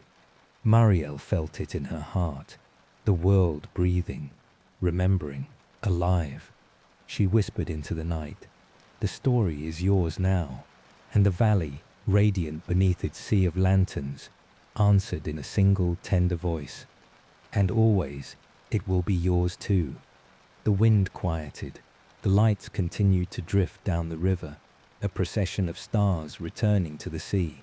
Above them, the moon rose higher, serene and whole. Marielle stayed until the last lantern disappeared beyond the bend, its glow swallowed by starlight. Only then did she turn toward the hills, her shadow stretching long and calm behind her. The lanterns of Moonvale shone on, their memory eternal. When the last lantern winked out upon the river, Moonvale sank into a gentler kind of silence, not absence, but slumber. The stars dimmed slightly, their shimmer softened by thin clouds drifting from the sea. The wind that had carried songs all night long now slowed to a sigh. It moved through the meadows like a mother's hand smoothing a child's hair. Marielle walked once more along the ridge. Her steps were light, barely leaving marks on the damp grass. The air around her held the faint sweetness of candle smoke and river mint.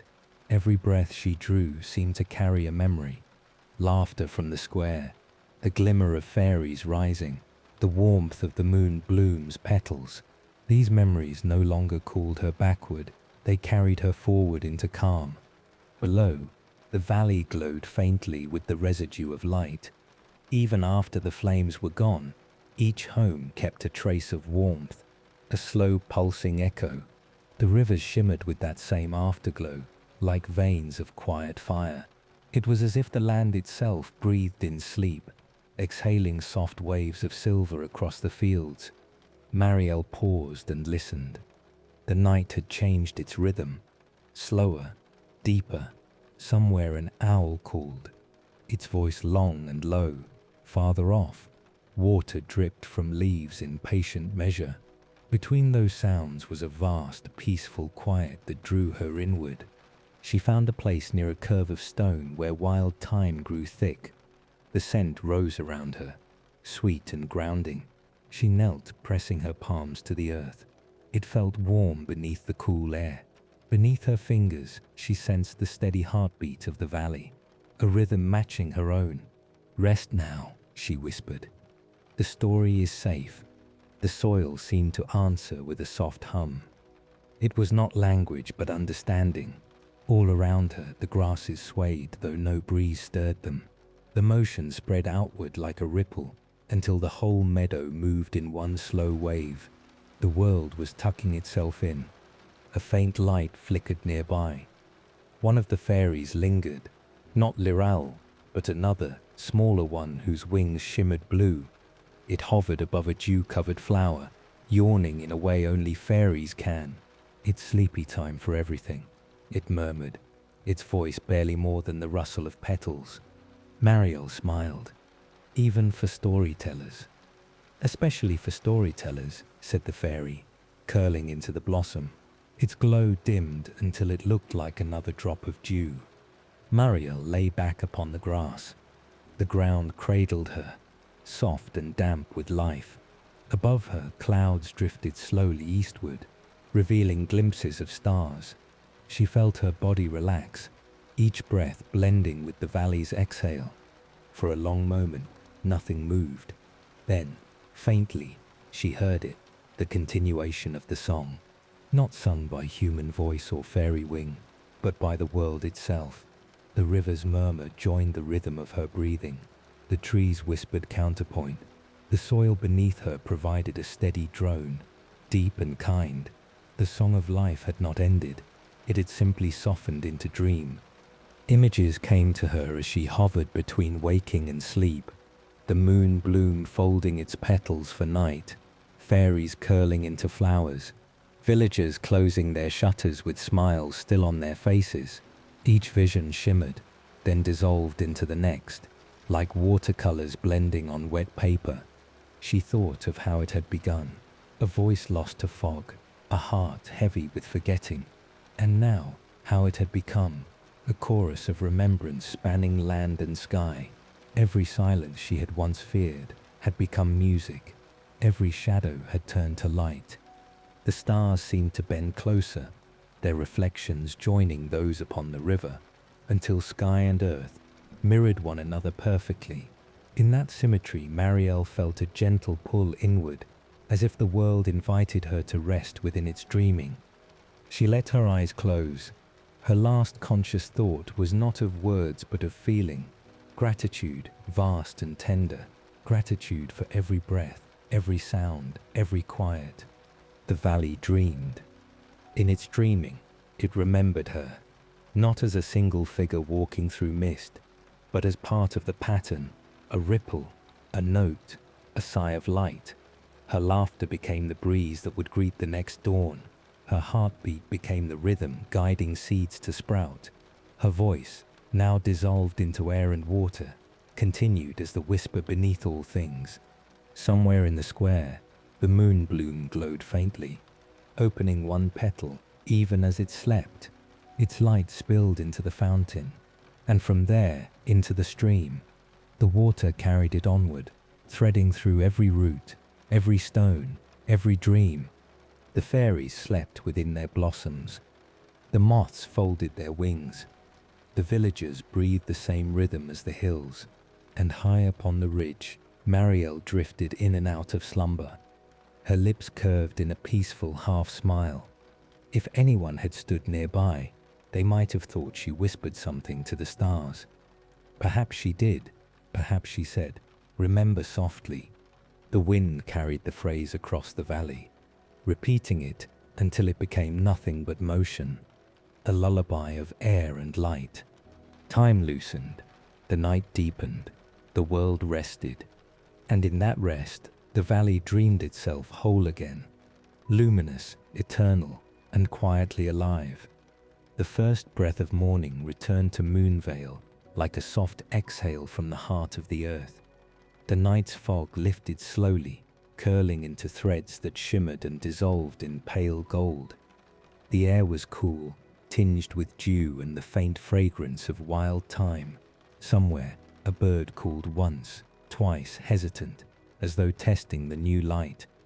The valley awoke gently, as if reluctant to disturb its own dream. The river murmured, carrying echoes of songs that had drifted across its surface through the night. The lanterns, though extinguished, still glowed faintly within their glass, as if remembering what they had held.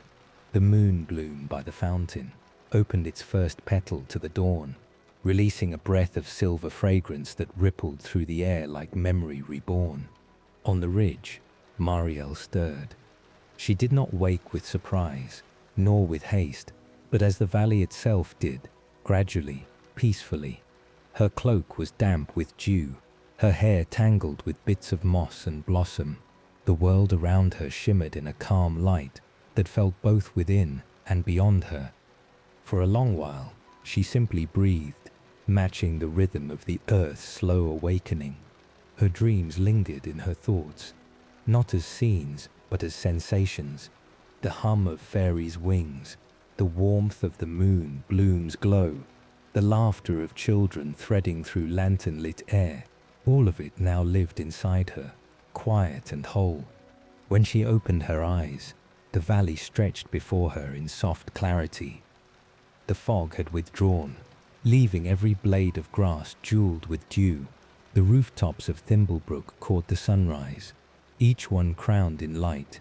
Smoke rose from chimneys again, curling lazily toward the pale sky. Marielle smiled. "Good morning," she whispered.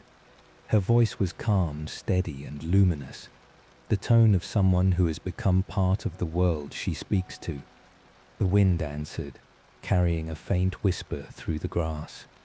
It was neither word nor sound, yet she understood. "Good morning, storyteller."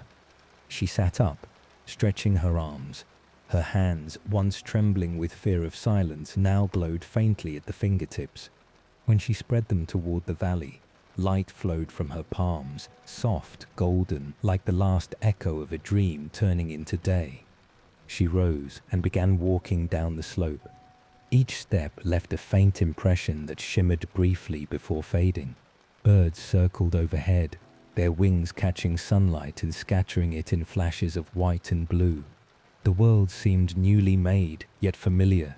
Every sound, water against stone, wind through leaves, the whisper of her own breath, carried a trace of harmony. As she approached the river, she noticed something glinting among the reeds. It was the lantern, or rather what remained of it. Its glass was cracked, its metal dulled, but inside it still glowed a single spark, faint as a heartbeat. She knelt beside it, touching the surface gently. The spark pulsed once, as if recognizing her. "Rest now," she whispered. "Your light is everywhere." She set the lantern upon the water, and the current took it, carrying it slowly downstream. It drifted past pebbles and willows, its small glow merging with the sunlit ripples. By the time it reached the bend, it was indistinguishable from the light itself. Marielle watched until it disappeared, then turned toward the village. The square was waking, figures moving between doorways, laughter rising with the steam of morning bread. The moon bloom stood tall, its petals opening wider than before, reflecting the dawn as if it were born from it. When the children saw her, they ran forward, barefoot and bright-eyed. "Marielle," they cried, "the flower sang to us in our dreams." She laughed, kneeling to meet them. "Then the valley remembers you too." Merrin arrived with her ever-present book, now bound in soft leather, its edges shimmering faintly. "I tried to write what happened," she said, holding it out, "but the ink moves on its own now. The letters rearrange, tell new versions of the same story." Marielle turned a few pages. Indeed, the words danced upon the paper, glowing briefly before settling. "That's how stories live," she said softly. "They breathe." Tommel brought fresh bread, steam rising from its crust. "Taste," he said. "It's the best batch yet." She tore off a piece, savoring it slowly. The flavor carried sunlight, rain, and a faint sweetness she couldn't name. "It tastes like remembering," she said. The villagers gathered around the fountain. They didn't speak much. Words seemed unnecessary. Instead, they listened to the rustle of petals, the murmur of water, the quiet presence of morning. In that shared silence, they felt her story, not as something told, but as something living within them. Lyra appeared briefly above the bloom, wings glittering. "The valley sings through them now," she said. "Your work is done for this chapter." Marielle bowed her head. "Then the next will begin when it's ready." The fairy smiled, her form blurring with sunlight. It always does. She vanished, leaving behind a single droplet of dew that glowed upon a petal before sliding into the water. Mariel lingered for a while longer, speaking quietly with those who came to greet her, but soon she felt the pull of distance again, not as restlessness, but as belonging to a wider world. The wind beyond the hills beckoned with a voice soft and kind. When the moment came, she gathered her cloak, tied it lightly at her shoulders, and began walking toward the northern path. The villagers waved, not in farewell but in blessing. The children ran to the edge of the field, their laughter carrying after her. She turned once, raising her hand. The moon bloom gleamed in reply. The valley shimmered in sunlight, every leaf bright as silver. The river sang quietly beside her, and the sky spread vast and clear above. Mariel smiled, the light of dawn catching in her eyes. She whispered, "Every ending is a listening." And the valley, half waking, half dreaming, answered through wind, water, and blossom alike. And every listening, a beginning. The sound lingered, not as echo but as presence. The light of morning deepened, golden and forgiving. Moonvale breathed, whole and alive, carrying the story forward into eternity. When the sun had crossed the sky once more and sank behind the farthest hills, Moonvale exhaled its long, slow breath of evening. The colors of day folded gently into silver, and the valley's edges softened into shadow. Birds settled in their nests, wings whispering like paper against paper. The river dimmed to a band of soft glass. Mariel had walked beyond the fields, past the last cottage, and now stood beside the old willow by the water's bend. It was here she had once spoken to the silence, and here she returned, not to speak, but to listen. The air was tender. The scent of jasmine and rain hung low, and the faintest mist rose from the grass. She could feel the pulse of the earth beneath her soles, slow and kind, like a great heart preparing for sleep. The moon bloom far behind in the village still glowed, though faintly now, a silver eye half closed in dream. She took off her cloak and laid it over a moss-covered stone. Her hands brushed the river's surface. The water was cool, alive with reflections of stars. The same current that had carried her lantern long ago now shimmered around her fingers. She closed her eyes and felt it whisper through her mind, not as thought, but as memory returning home. "You are the story, and the story is resting now." The voice was not external. It was the valley's breath within her own. Every sound melted into another, wind into leaf, water into air, her heartbeat into the slow rhythm of the earth. Time loosened. The distinction between day and night faded. There was only light, soft and wandering. Mariel knelt by the riverbank. Fireflies drifted upward from the reeds, tracing golden arcs through the air, their glow reflected in her eyes like scattered constellations. She spoke softly, not to summon, but to soothe. "Sleep well, Moonvale. Sleep and remember." The river answered with a sigh. The trees swayed. The moon, round and watchful, rose from behind the ridges, its light draping everything in calm. A thin mist spread across the meadow, carrying with it the perfume of wet petals. Mariel lay down on the grass, her hair fanning like threads of dusk. Her body was weightless, as if she were floating on the slow current of her own breath. The stars above her mirrored those reflected below, two skies touching, one in heaven, one in water.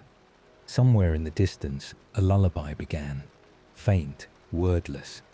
Perhaps it came from the fairies, perhaps from the villagers settling into sleep, or perhaps the valley itself was humming again. The melody wove through the mist, threading gently into her heartbeat. Each note unfurled into color, pale blue for calm, rose for gratitude, gold for peace. The colors swirled above her in soft spirals, painting the air with motion. The dew fairy, Lirael, appeared for a final time. Her glow was softer now, her wings slow and serene. She hovered above Marielle, eyes luminous with affection. "The story is complete," she said, her voice like water sliding over stone. Marielle smiled without opening her eyes. "Then it will begin again, won't it?" Lirael nodded. "Always, in dream, in wind, in another heart that forgets and remembers. Then all is well," whispered Marielle. The fairy drifted lower, touching Marielle's forehead. A faint warmth bloomed there, radiating through her body like liquid light. "Rest now, storyteller. The valley will keep your song." Lirael's form dissolved into mist. Her light scattered like dew and vanished into the air. For a moment, the whole world was still. Then a single droplet of glowing water fell onto Marielle's palm. It pulsed once, then sank into her skin. The river grew quieter. The stars dimmed to a silver haze. A slow rhythm filled the air, the pulse of a world sliding toward sleep. Marielle's breathing softened. The line between her and the valley blurred until there was no difference. Her thoughts faded into the hush of leaves, into the curve of moonlight on water. Even her name became a whisper, carried off by the breeze and scattered among the reeds. "Light remembers you," the wind said, "and silence holds your story." The meadow shimmered as though dusted with starlight. The moonbloom, miles away, opened its final petal of the night, releasing a glow so tender it touched even the highest ridges. Its light flowed through the rivers, through roots and seeds, through every sleeping creature. The valley exhaled. And in that exhale, the dream began. The fairies dreamed of laughter. The moths dreamed of moonlight. The villagers dreamed of songs that never faded. And the valley dreamed of Marielle, her hands tracing patterns of air, her voice weaving light through silence, her smile reflected in water. All dreams folded together like petals closing at dawn. Within their quiet center pulsed a single steady truth, remembrance wrapped in peace. The wind slowed further, the stars softened into haze. The river sang its final verse of the night, a lullaby of low murmurs and light ripples. When its sound faded, nothing remained but the rhythm of the world breathing in sleep. Time ceased to matter. The dream had no beginning, no ending, only the continuity of calm. Somewhere, perhaps beyond this valley, another storyteller stirred. Another whisper waited to awaken. And when it did, it would carry with it a faint echo, not of words but of feeling, the warmth of light upon closed eyes, the scent of rain before morning, the hush that follows a story well told. Moonvale slept. Its heart glowed softly beneath the earth, pulsing like the ember of a promise. Above it, the moon watched in silence, serene and eternal. The breeze moved once more through the tall grass, gentle as a sigh.